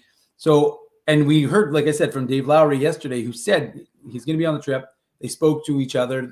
He wants to get him up to speed. Because guys, remember, I know everybody wants to anoint Cole Perfetti, ready for the NHL and ready to take over the NHL. And don't get me wrong, I watched him play every Manitoba Moose game that he's played. He's a very good player. He's an excellent player, and he does things now that he didn't do earlier in the season. He does things now that he didn't do last year. So as I said yesterday, he's a guy who continues to grow. He just continues to absorb what he has taught. And one of the things Pascal Vincent talked about last year was you don't need to talk to him more than once because really he picks it up so quickly. So there's an advantage. Like I said, I'm of the opinion, obviously, and I've said this long times on the show, that when you have a younger player, let him play. Don't let him sit on a taxi squad. Don't let him sit in the press box.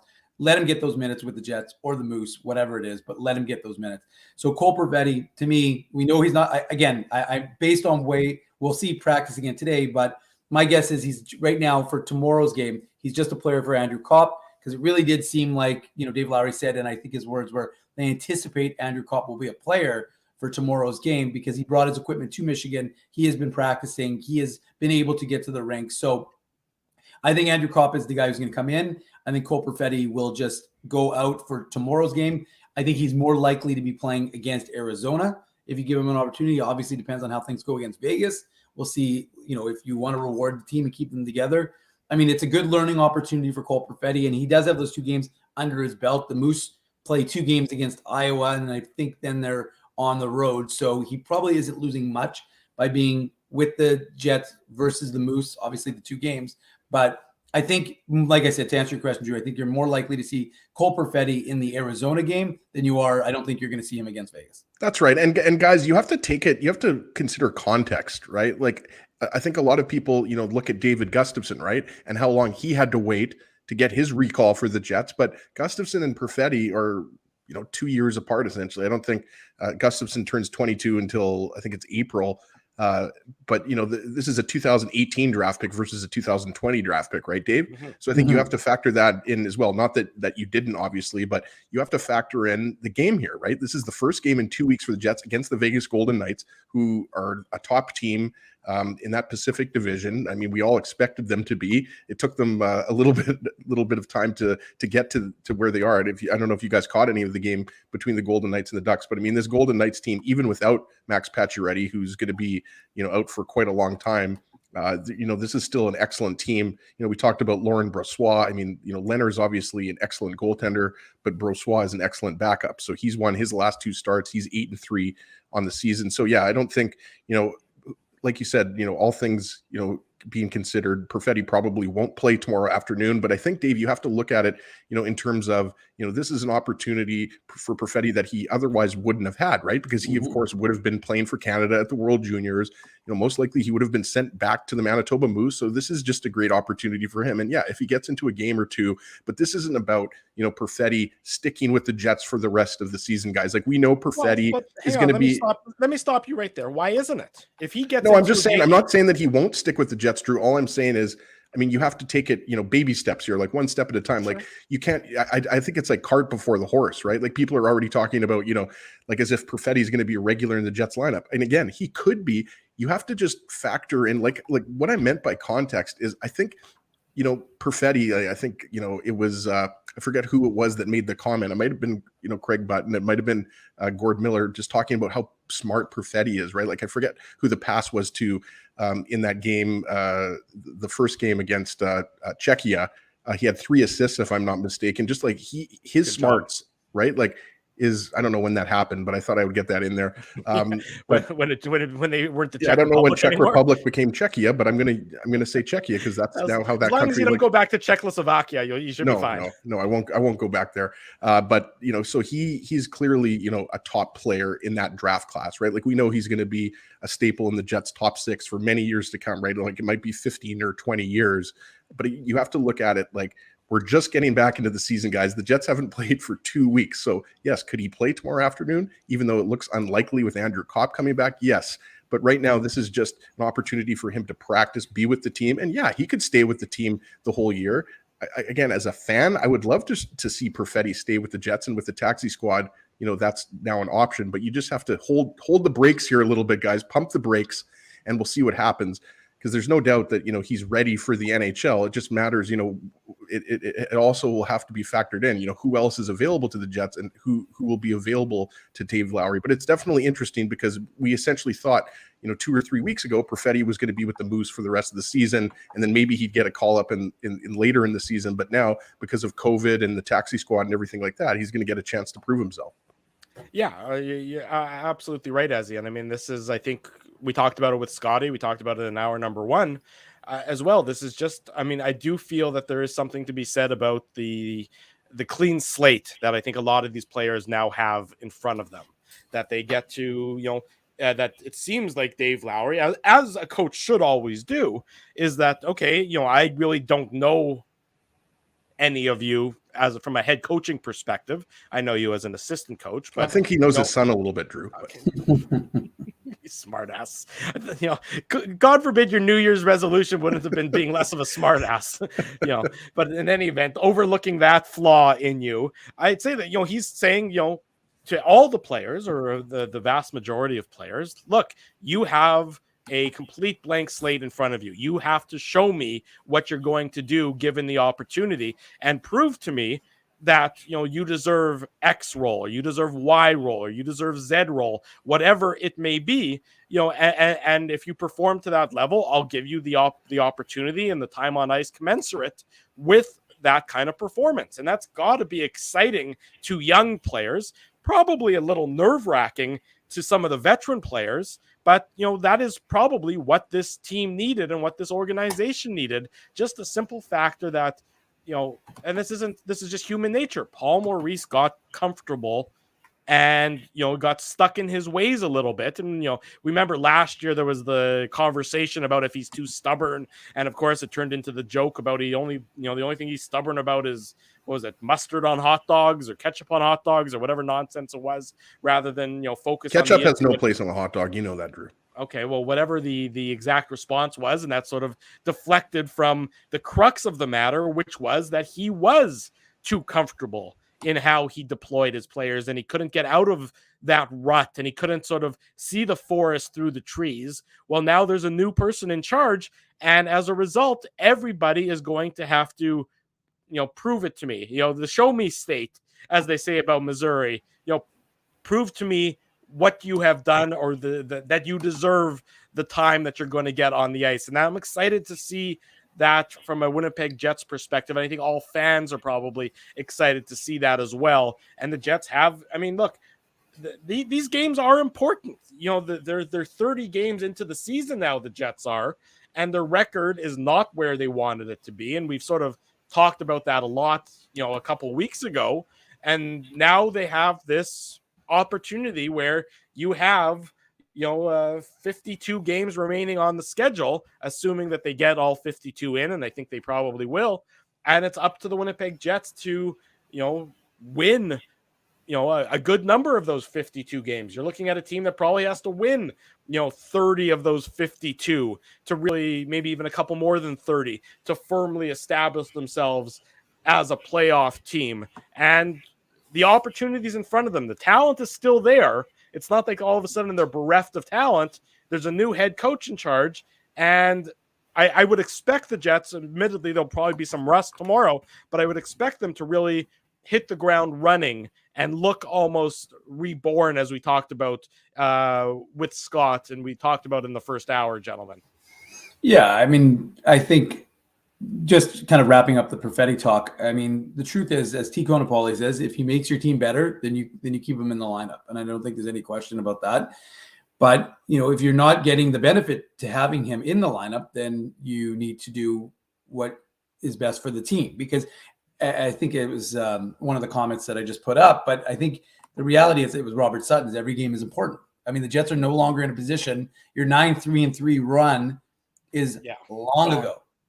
That was, we talk about cushion, we talk about the standings bank, like the Minnesota Wild are off in yonder distance. Like, you're not seeing the teams that you need to kind of maintain. Now you have an opportunity here to gain some ground. Arizona, Colorado, obviously, you've got a Detroit team that's plucky, but there's an opportunity there, and you put yourself up against Vegas, right? You've been working your ass off the last couple of weeks to really be ready to go. As Brendan Dillon said, the first period might be a little dicey, but they're hoping by the second and third period they'll be ready to go. Well, you don't have a window anymore to fool around. So, I'm all for giving Cole Perfetti an opportunity. And look, you're not putting it on a kid who's turning 20 today, that this is on his shoulders to fix the Winnipeg Jets. The drivers are the guys who need to be the drivers. Pierre-Luc Dubois, who has been, Kyle Connor, who has been, Mark Scheifele, who has been better of late and needs to be the driver of this team. Paul Stastny's been, excellent in the role he continues to play for this Jets club. Adam Lowry needs to contribute more than he has. Stastny was unbelievable. I know I wasn't on the post-game show, Dave. Just going to say Stastny was unbelievable in that last game against St. Louis. Speaking of Missouri. It's easier when you just tell us the post-game shows you are on versus the ones you're not on. See, anyways. My New Year's resolution is to actually be meaner to Ezzy. Oh, that hurt Drew. The point is that the guys who this is going to be on are those guys as your drivers. Now, of course, opportunity knocketh for Jansen Harkins, David Gustafson, who T. Conopoli was asking what his status is. He's been on the fourth line. So there is, like I said, there's a responsibility on this team to play better. The defense has been good. That's, Connor Hellebuck has been good. But at the end of the day, like I said, you're not going to put this all on a 20-year-old kid to come in and solve things. If you can bring Cole Perfetti in and you can find a role for him, and he can seize that opportunity, fine. If he can't, it's not the end of the world, because 20-year-old kids generally don't have an impact. Sometimes they do. Sometimes they can surprise you, and sometimes they need a little bit more marinating in the AHL, and that's not a bad thing with Cole Perfetti, because we saw what he was. Look, he was a perimeter player who didn't go to the hard areas beginning of the season last year. All his points, again, most people just look at the scoring because most people weren't watching the games. We couldn't watch the games last year for the Moose, basically. You're the only one who was in the building. Yeah, no, I know. And I'll be the only one of probably, it'll be me, 5 scouts, and like the Moose staff tomorrow. So there'll be probably about 10 people watching tomorrow's game, although it'll be downtown, not at the Iceplex. But at the end of the day, I think it's one of those situations that, you you're looking at a player who could seize the opportunity. And again, like I said, if he doesn't, it's not the end of the world. He'll go down, he'll play for the Manitoba Moose, and it's not going to be a testament to who he is as a player. So I like I said, this to your point. Sorry, Dave. To your point. I mean, Yeah. last year, during the playoffs, it was all about Cole Caulfield, right? Yeah. Cole Caulfield was the second coming. Yeah, I mean, he's struggling this year with the Montreal Canadiens. Who is it? Because it could be. Yeah, well, of course, Yeah, exactly. But because he's a young player, it happens. Right. I mean, he's That's got a goal and 6 assists in 25 games. Now, the entire team is obviously garbage in Montreal, but for as great as he was last year in playing for the Habs in the playoffs and everything else, I mean, it was more lightning in a bottle, clearly, than it was, a guy who's ready to step in and be a dominant player at the NHL level. Well, and like I said, and I'll just end it off here, but I started to say, like, Perfetti was a perimeter player, and all his points were, except, Joe from Winnipeg makes a good point. People watch still on AHL TV, Drew, so it's not that people aren't watching the games, as Joe from Winnipeg could testify, but but again, part of the important thing, although now that with the pano shot, you can actually watch what's happening. You don't have to watch specifically the camera shot. You can actually watch the panoramic shot, which is kind of neat, because I think one of the advantages to being live in a building is being able to watch everything that's happening, not just what's happening, with the puck carrier. But Cole Perfetti went from being a perimeter guy who all his points last year at the beginning of the season, not all, but primarily, were on the power play with the man advantage. And then all of a sudden there was one game I remember, I think it was against Belleville, that all of a sudden he went hard at the net. And I thought, ooh, that's a different thing. We haven't seen that from him yet. And then you start to see it. Now, again, the AHL was different last year. It was a different league because there was a lot of the premier players from the American Hockey League were on taxi squads. So it wasn't necessarily the traditional AHL we're used to seeing. Well, he's getting used to a traditional AHL on a very good Manitoba Moose team. He's played well alongside David Gustafsson. So, like I said, is there an opportunity for Cole Perfetti with the Winnipeg Jets? Yes. If he doesn't, quote, get it right now, are you going to lose your mind over it? No, because look, the Jets need to win. It's not about developing Cole Perfetti at the NHL level. Cole Perfetti can develop in the AHL and be the number one guy on the number one power play unit and play, 20 minutes in a game. That's what you want from a 2020 first rounder. You don't want him playing, third line grinder minutes. Again, I've always been of the opinion your third line needs to produce, but the reality is if you can do that, great. But if not, give him the opportunity with the Manitoba Moose. It's like many things in life, right, guys? It can be as simple as, someone mentioned earlier in the comments, I forget who it was, like if he plays well, he's going to stick up with the Jets for the time being, whether that's short-term, medium-term, or whatever. But it's also more complex because that the Jets coaching staff treats 20-year-old players differently. And I'm not saying just Perfetti or, a couple of years ago, David Gustafsson. I mean, it's just the reality. You're going to treat a Cole Perfetti differently than Jansen Harkins. You're going to be a little bit more careful with him. It's not just as easy as, this guy was ripping it up in Edmonton and Red Deer, and he's going to go right into the lineup. So yeah, there's a lot to be excited about. You could see Perfetti out there, and I would love to see him, personally on that Jets power play, not in practice, in an actual game. But I think, going back to what we said before, guys, right? Like you look at the standings. I mean, the Jets are, tied with teams like Vancouver and LA, and they don't have games in hand. In fact, those teams have games in hand on the Jets. They're the Colorado Avalanche, who many people pick to be a Stanley Cup favorite, are a wild card team right now. And I realize they've had injuries and, they've played less games, but I mean, the Jets have to win games, right? Like if you want to make the playoffs, look at 2 week time is a weird thing. 2 weeks ago, we were talking about, how important those games were against Nashville and Dallas. Well, 2 weeks, lots has changed in the world, guys, but really not a lot has changed because, the Jets still need these points. So you've got to get points against Vegas. You've got to get points against Arizona, Colorado, Detroit, all these things, right? So yes, it's going to be exciting if Perfetti gets into a game, but at the end of the day, the Jets are, competing for their playoff lives right now. Yeah, absolutely. You're exactly right, Ezzy. They are competing for their playoff lives. It starts tomorrow as they're back in action against the Vegas Golden Knights. Post-game show tomorrow afternoon, tomorrow evening, right around 5:45 p.m. Central Time. Be sure to smash the like button here on our YouTube channel. Ring the subscribe bell. That way you'll get alerted each and every time we go live, be it with the Illegal Curve Hockey Show on Saturday mornings or the Illegal Curve post-game show following each and every Winnipeg Jets game. Let's take our final break of the morning. When we come back, we're going to talk about tomorrow against Vegas, look ahead to the schedule as it currently stands. Who knows how long it's going to last for. We'll talk about the games this week. We'll get you set for everything Winnipeg Jets related. Stick and stay, as our friend Hustler likes to say. You're watching the Illegal Curve Hockey Show. We're live on our YouTube channel. We're live on all of our social media platforms. Keeping Winnipeg laughing for over 30 years. Rumors, Canada's longest running comedy club, bringing you the biggest laughs from the best comedians on the planet. Jerry Seinfeld, Chris Rock, Jon Stewart, Dennis Miller, Brad Garrett, the greats, and all the up-and-comers too. When was the last time you laughed out loud? Make it a great night out with friends or book your office or birthday party. Even a fundraising event at Rumors. Get all the details and dates on upcoming shows at rumorscomedyclub.com. Hi, Ez. A strange question for you. But why are you lying on the ground being crushed by a piano? Well, Drew, I definitely tried to carry this baby grand piano down the stairs by myself, and somehow I failed miserably. Right. Yeah, I'm sorry. That was a silly question on my part. My apologies. Would you like me to call Rolly's Transfer Moving and Storage to help you move the piano? They are the most experienced piano moving company in Winnipeg, after all. Yes, please call Rolly's and hurry. This piano is very, very heavy. Rolly's Transfer Moving and Storage offers stress-free residential moving services while taking great care of your personal belongings, including your piano. At Rolly's, no job is too big or too small. For more information, visit rollys.com. Hi, it's Drew from Illegal Curve here. Selling your home can be stressful, but it wasn't for me. Thanks to my friends at Zappia Group Realty, they made the process so easy. My home sold within 48 hours and with multiple offers. Zappia Group Realty took care of everything with their exquisite customer service and attention to detail. If you want to sell your home for more in less time, get started by talking to Frank and Mauro Zappia of Zappia Group Realty. Online at zappiagroup.com.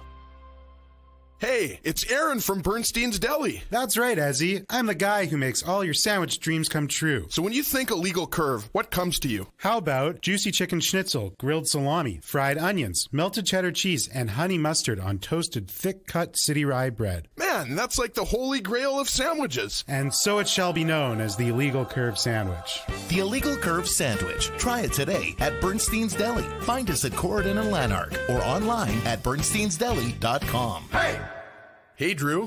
Ezzy, whoa, what a smile! Yeah, I got my crowns done at Linden Market Dental Center, and they whiten my teeth. I see. They're so bright that every time I smile, they go, "We have hockey tonight. Do you have a mouth guard to protect those pearly whites?" "I sure do."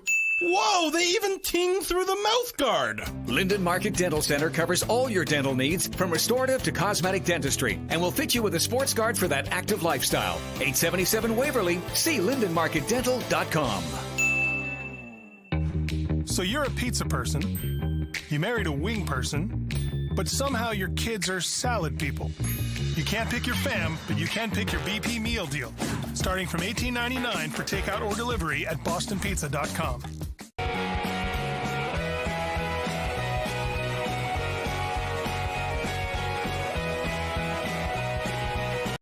And 20 minutes before the top of the hour, welcome back to the Illegal Curve Hockey Show. Drew Mindell, Dave Minuk, Ezra Ginsburg, ringing in the new year with you. Nice to see so many of you, familiar faces, some new faces, of course, joining us in the chat room. We do this on Saturday mornings. We also do this after each and every Winnipeg Jets game.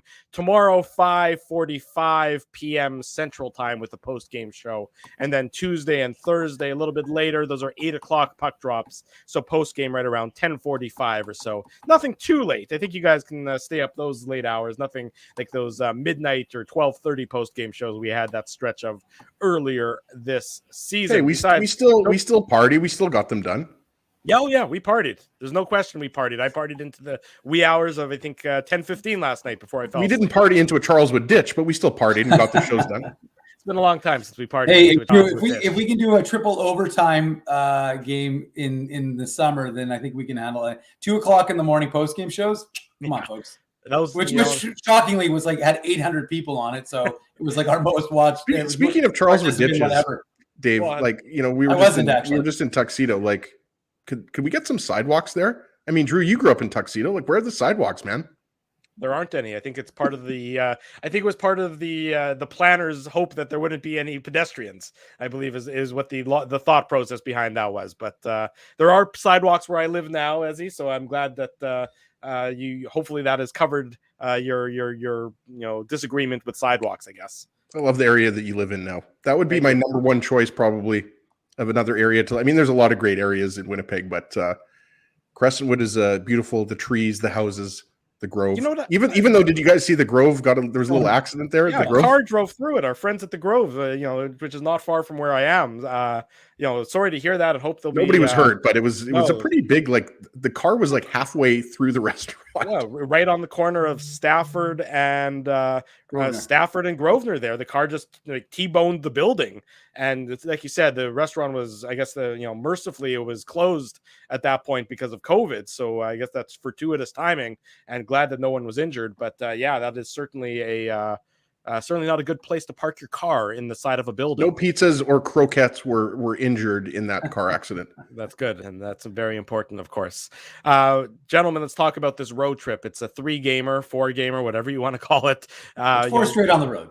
4 straight on the road. Fair enough. We assume the Jets are going to come home after their game in Colorado on Thursday night before they head out to Detroit the following Thursday. For that, I believe that's just a one. Is that just a one-off? One-off against Detroit. Yeah, and then they're back. That would be the Saturday, Sunday, where they'd be playing Ottawa and Edmonton, if I'm not mistaken. Well, Ottawa for sure. Edmonton now canceled. Right, exactly. So who knows what the schedule is actually going to look like?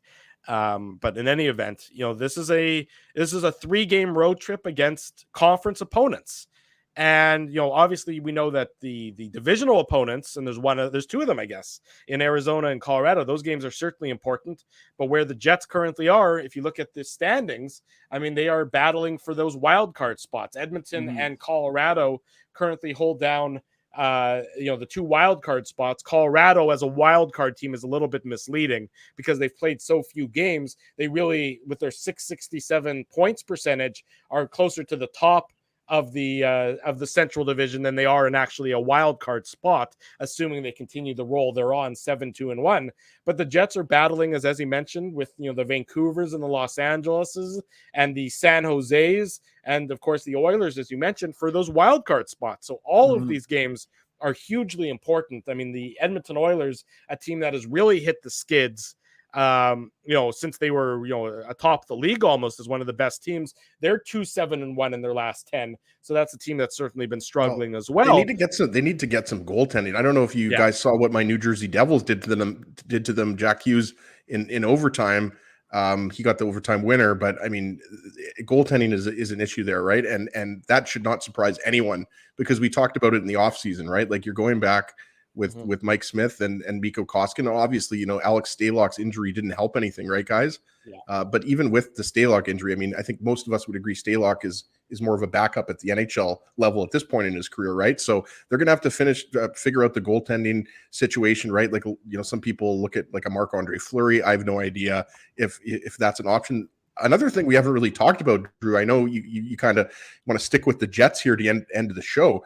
Did I see that Mike Babcock is a guy that they're considering bringing in? Like, I realize Ken Holland and Babcock have a long history together, but I don't know about you guys, but when I saw that they were, looking at making a coaching change, that surprised me big time. I mean, I'd be shocked if they made a coaching change. It seems like that would just be one step forward, 3 steps back if you're the Oilers. It's not a coaching issue. It's strictly I don't think so. It's a goaltending Dave Tippett's issue. A great coach. Yeah, I don't think that replacing Dave Tippett is all of a sudden going to make Mike Smith, Mikko Koskinen, or Stuart Skinner, exceptional goaltenders. So with the Oilers, I mean, if that's what they do, then that is certainly probably, in my estimation, a short-sighted decision. But going back to, this road trip, Dave, you got Colorado, you have Vegas tomorrow, which is a Pacific Division team, obviously. You got the 2 teams against Arizona and Colorado. This is it's a road trip that is a bit of a statement-making opportunity, I would say, for the Winnipeg Jets. Are they the Jets of the first 30 games where they were consistently inconsistent, and that was probably the most charitable way I could describe it? Or is this a Winnipeg Jets team that has an element of rebirth to it? And I know that it's a bit of a thread throughout this entire show, but you go into... If you go, you're expected to beat Arizona, so you're not going to take any great. There's not going to be any great takeaways from whatever you do in that Arizona game, I think. But if you can go into Vegas tomorrow, and if you can go into Colorado on Thursday, and you can do something unexpected, i.e. collect some points, i.e. win a game, then maybe, people begin to say, oh, wait, it was an aberration, a little bit of the performance the first 30 games. This is the Winnipeg Jets team that a lot of people expected and or the Winnipeg Jets saw when they went on that 9-3-3 stretch. Yeah, and the opportunity for excuses is done. I mean, you've had an opportunity to have your coach implement a new sort of mantra, if you will. I mean, this is a like I said, I'm not trying to use that reborn term often, but or too often. But the truth is, you've had a huge opportunity. I mean, you could say, oh, well, you wanted to keep rolling what you did against St. Louis. When you played Nashville and Dallas, when you were scheduled, to play Nashville and Dallas on that Tuesday and the Wednesday. But the truth is, you've now had a chance to get healthy. Like I said, get a guy like Evgeny Svechnikov back, where he's not back yet. Last we saw, he was in a non-contact uniform. But I don't think this is a road trip it's not a season-making road trip in the sense that if you don't have success, it's going to be the end. It's going to derail the Jet season. It's going to put them in tough. But I think that you could really make a season statement on this road trip if you can manage to, go 3-0-0 or 2-1-1. I really think 2-1-1, I guess, doesn't really make a lot of sense. Including the Detroit part of the game. Yeah, including the Detroit one. But I really think that you have to make some hay here. This is, like I said, the cushion that you had provided yourself is gone, and the win one, lose one situation isn't available to you anymore. You really don't have that luxury because of all the games the other teams have in hand. Like you said, Drew, Colorado's is a mirage because their winning percentage shows that they're not the same team that's where they're currently sitting. Now, if anybody thinks Colorado's missing the playoffs, then you have to give your head a shake. I mean, if you look at strictly by points percentage, where they currently reside in the Western Conference, they're the best. They're the best team. Them and Minnesota have the best points percentage in the entire Western Conference right now. It's 667. Right. So to say that they're a wild card team is really Nazem Kadri. I don't think enough people are talking about the season that he's having. Well, I mean, until he gets suspended for the playoffs, but that's usually how it works with him. Fair enough. But to your point, Ezzy, you're right. Colorado is the juggernaut that we expected Colorado to be at the beginning of the season. They started slow. They've been riddled with injuries. I mean, don't forget how many injuries and how many of their superstars have been out of the lineup. They look like the world beater that everyone thought that they would be. And so that's why, to your point, Dave, if you go and you can make a statement against Colorado and you can make a statement against Vegas, who is also, I mean, Vegas doesn't have any OT games, which is sort of an aberration. They're a team that's they've won or lost in regulation. Nothing has gone to extra time, but you do something against Vegas, you do something against Colorado, you're feeling good about yourself. Yeah. And I think that's kind of like I said, this is why this team really could, I guess what it does is it's positive reinforcement, right? Like it shows you that all the work you've put in over the last 2 weeks, like Christmas break notwithstanding, that you will have been rewarded for, all that hard play. Like it was funny because Brendan Dillon said, we just want to hit someone. They're so excited. They're so, eager to get into a game action. And then Dillon actually hit Mark Scheifele. He actually knocked Cole Perfetti out of his chair because they were doing the media yesterday. He goes, get out of here, kid. So I think it's somebody his own size. Yeah. So I think that's what we're going to see. We're going to see what this Jets team is made of, right? Because excuses are really for losers. I mean, you're not going to be able to just come up with some sort of look, you've got majority of your team healthy. And the truth is lots of teams, look at Colorado, no better example of a team that's been making do with less, given all the guys that they've lost throughout the course of the season and still winning. St. Louis playing shorthanded in games and still winning. So the truth is, I mean, they were using their fifth goaltender, for God's sakes. I think they were using the E-Bug from Shreveport at one point. So I just think that you can't be in a situation where you're accepting, you've taken yourself out of the realm of being able to win a game and lose a game. You have to go in, you have to punch Vegas in the face and basically win that game tomorrow. And if you win that game, that sets you up to roll. Then you have to steamroll Arizona. You really do. Because you can't, we got goalied. That the whole point is, and Scott talked about it, you're away from the whole thing you've been working on is net front. And a lot of the game, even though they outshot Arizona 46-12 or whatever it was, the truth is they were all perimeter shots. Not all, but a lot of them were perimeter shots. Now you're going to have to play dirty. You're going to have to go to the hard areas. Look, if Adam Lowry isn't willing to go to the hard areas, what is Adam Lowry in the lineup for? Well, I'm not saying he isn't, but I'm saying like Lowry. I don't think it's Adam Lowry that is the concern about going to the hard areas. No. It's the scorers. Of course, but I'm saying Yeah, everyone, Drew. I'm saying it's incumbent on everyone on this team to do what it takes to win. And look, they've done it in practice. We'll see if they can take practice and put it into, a game action and see if they'll be able to implement it. But you need to really just like I said, to make it a season statement. You get 2 wins to start the road trip. Whatever you do against Colorado is, if you can win, it's gravy. If you can get a point, it's fantastic. If you lose, but you lose a game that you play well in, that's understandable. But like I said, to me, you really need to, I think for the Jets' perspective, you have to win these first 2 games. I think it's just critical for the psyche of this team to really have 2 really good efforts and 2 big wins. Guys, the game against Vegas. Sorry, Dave, to cut you off short there. The game against Vegas to me is the crucial one and the most fascinating one here. Not just because it's the first game back, but because you're facing, as Drew mentioned, I mean, Colorado's right up there with Minnesota in terms of points percentage, but Vegas isn't that far behind. After a bit of a slow start. And yeah, they've got Pacioretty out of the lineup, and we're not sure if Leonard's going to start, but it doesn't matter because Laurent Brossoit has done an excellent job as a backup, right? And we know how many good players Vegas has, right? Like they don't have anybody. I think Chandler Stevenson, if I'm not mistaken, last time I checked was 11th in scoring. I took him in my hockey pool, so I'll give myself a little Barry Horowitz pat on the back for that pick. But he's got 34 points. But right after that, I think the next top scorer is Riley Smith with 26 or 27 points. But that's Vegas, right? Like Vegas isn't a team that it's not like Draisaitl and McDavid in Edmonton. This is a team that scores by committee. They get a lot of offense from their defense. Just a well-structured team, like just a really good even strength team. So that game tomorrow, to me is the most important one. But yeah, Dave, like this is an opportunity for the Jets, to pick up some points against some really good teams and get this on the right track, right? Like St. Louis was a good starting point. And, the Jets have had the practice time here, but, this is a really good opportunity. And I agree, it's not going to ruin the season, if the Jets lose 2 of 3 or if they lose 2 of 4. But there's no doubt that they have to have some urgency and have some desperation. It's the biggest cliche, in hockey, but it really is the case. This is a crucial game for the Jets, not so much for Vegas, who's pretty comfortable, at the top spot in the Pacific, but the Jets really need to start banking some points. Yeah, you're exactly right. And it'll be interesting, of course, if the Golden Knights have Mark Stone in the lineup or not. He's day to day.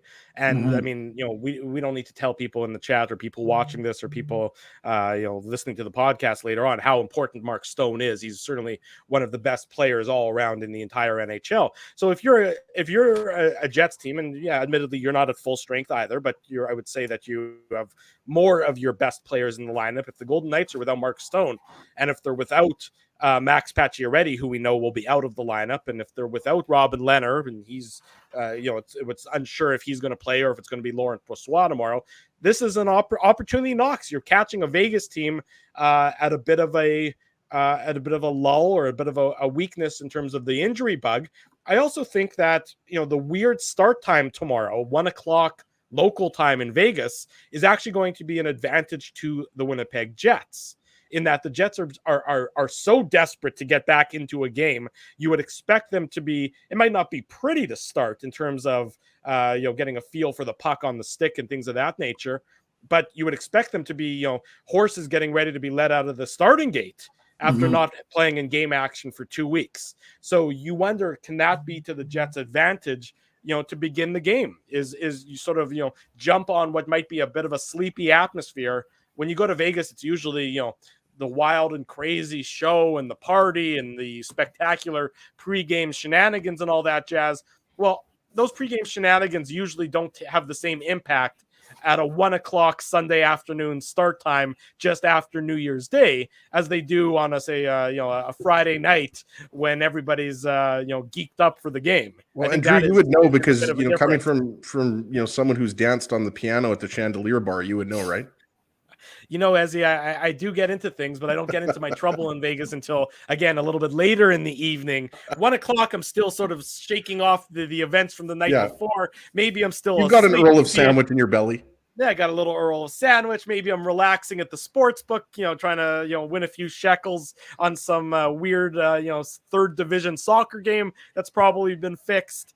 I'm not necessarily at peak performance at 1 o'clock local time when I'm in Vegas. And it'll be interesting to see what the Golden Knights are like and what the Jets are like as well, as they fly in there a little bit later on today following practice that Dave M will have covered, of course, on the website. I wish the game was I wish the game was today. I'm with Dave. Like the practice, I know the coaches love practices, but I mean, how many practices can we cover, right? Like, let's get it going here. What I think is the most. I was going to say to you guys, there's of course the outdoor game. The Winter Classic is later tonight in St. Paul. Between the Wild and the St. Louis Blues. And I mean, those are so, I mean, I'll tune it on, I'll turn it on, but there's just no excitement to me aside from I'm sure there's excitement in Minnesota, and I don't get that. I mean, I don't, devalue that from their perspective. But if NHL.com just sort of published the same Winter Classic article year after year after year and changed the name of the teams that are involved in it, would anyone notice? I mean, it's almost so played out at this point in time. Yeah, I think what you're saying. Go ahead, Dave. No, I was going to say, I mean, look, I think unless the team that you're covering or that you cheer for is involved in this, it is no longer a league-wide interesting event. I think it's become much more localized, and that's fine. But if the Jets are involved, then obviously we cover it and we're a lot more focused on it.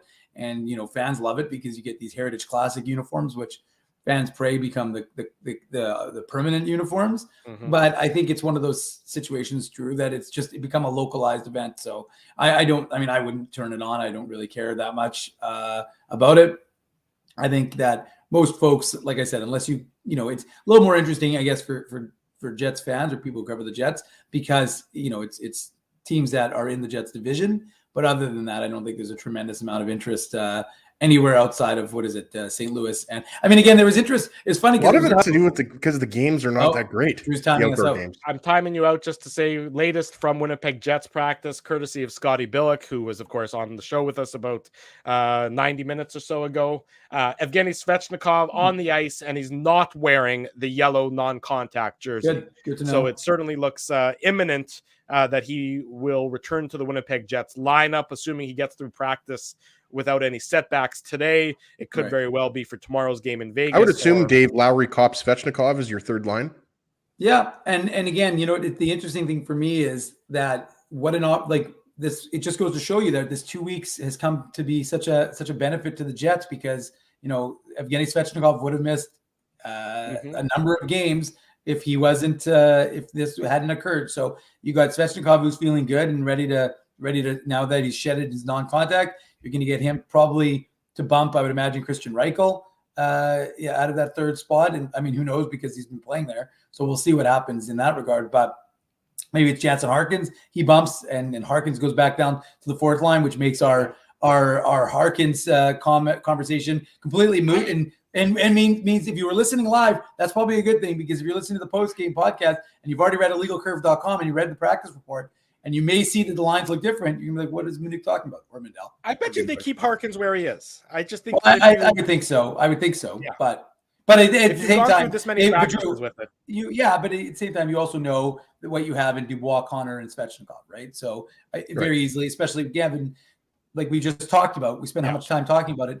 This isn't really an opportunity for the Jets to try things. You need to know. I think it's more likely, Dave. Sorry, I was going to say, I think it's more likely that you see Svechnikov with Connor and Dubois. Obviously, we don't know that for sure. I think so too. But I think because Kopp is coming out of COVID protocols, and we know Lowry and Kopp have that familiarity before, and they're going to need a good shutdown line against Vegas. So I would assume that it's a safer bet that Kopp is going to be on the third line. Yeah. And then you might see Svechnikov and Harkins. But I'm with you, Drew. I would love to see Harkins get that opportunity in the top six. Well, it's just goes to show how quickly things can change from hour number 1 through hour number 2. Things change very quickly. Dave M will have the latest, of course, from Winnipeg Jets practice on the website, illegalcurve.com. And you can always follow us on Twitter at illegalcurve, and us individually, as you see it on the screen, at IC Drew, at IC Dave, and at IC Ezzy. Dave, you had your finger up for a comment? Yeah, I just want to thank everyone in the chat and all the people who are listening to the podcast, and just everybody in general, that, it's been such an amazing year for Illegal Curve Hockey. And, we transitioned in February, and we'll probably reminisce about that, in a month's time. But We transitioned over here to YouTube, and it's been nothing but amazing. We love the community that's sprung up. And we love you, YouTube. Well, we love YouTube. We love the chat. Don't ever change. We love what this has brought for us, and we just love we always had freedom, realistically, even at 1290, because we weren't employees of theirs, but we always had freedom. But this has been even more liberating in that regard, because it's a lot different in terms of control, right? We've now been able to add the post-game show, which we love. The website was insane this year. It was probably the busiest year. It was not probably. It was the busiest year I've ever had on the website. So I just want to thank everyone in the chat and for supporting us, for reading the website every day, for coming and joining us, every Saturday morning at 9:00 in the morning after every post-game show, whether it's 2 in the morning in June or whatever it is. We really do appreciate everyone spending 2021 with us, and we look forward to 2022. And I also want to give a special shout out to my sister who had her baby yesterday. So oh wow! Hey, congratulations, Uncle Dave. Big news that I became another uncle again, and my little sister had her kid. So she had a daughter who's healthy. A girl? And happy, nice. so, What's her name? What a beautiful name of Drew Ezzy Dave. I think it just rolls off the tongue for a baby girl. Yes. What's Rachel's daughter's name? I don't know if I'm supposed to put this out there, but because she's probably mad at me for putting okay. Well, you can tell me. You can tell me when we go off air. I'll tell you separately. Yeah, but that is awesome. Mazel tov to Rachel and Kyle, and the whole Minuk family. Got to get all the Minuks in there. Gary and Cheryl as well. Dan. There's a lot of Minuks. I mean, if we were to name off all the Minuks, it would probably take us another show. Yeah, I think we can probably save that for a different show then, instead of doing it right Yossel now. Minuk, Well said, Dave. Maureen Minuk, probably my favorite Minuk. Also want to say a big thank you to our sponsors, because they make this show and they make the post-game show a possibility. Rumors Restaurant and Comedy Club, Linden Market Dental Center, Zappia Group Realty, Bernstein's Deli, Tough Duck, Boston Pizza, Seagram's, Rolly's Transfer, and our friends at Grid Park support these fine businesses because of their continued support of Illegal Curve Hockey. We will have more Tough Duck toques. Drew wanted to get that in. We're going to have more Tough Duck toques to give away starting tomorrow after the Jets Golden Knights game, and we are going to be putting together a larger Tough Duck winter gear package. And because it's been minus 47 every day, I think people are going to want to stay tuned for that. We're going to give away jackets, gloves, toques. We're going to put together a little bit more of a grand prize and have fun with it on social media. So look forward to that. And I want to echo what Dave said. Thanks for everybody for supporting us, watching us, listening to the podcast. And if you are going to go out tonight, just don't do anything I wouldn't do. God help you all. In that case, thank you so everybody for joining us. Again, a reminder, the post-game show tomorrow afternoon, right around 5:45 p.m. back here on our YouTube channel. If you haven't already done so, subscribe to the channel, ring the bell. That way you get alerted each and every time when we go live with the Illegal Curve Hockey Show or the Illegal Curve post-game show. Smash the like button. Leave us some comments. You can do that on YouTube. You can also do that wherever you download the podcast from as well. Always like to hear the feedback for better or for worse. For Dave M, for Ezra Ginsburg, I'm your host, Drew Mindell.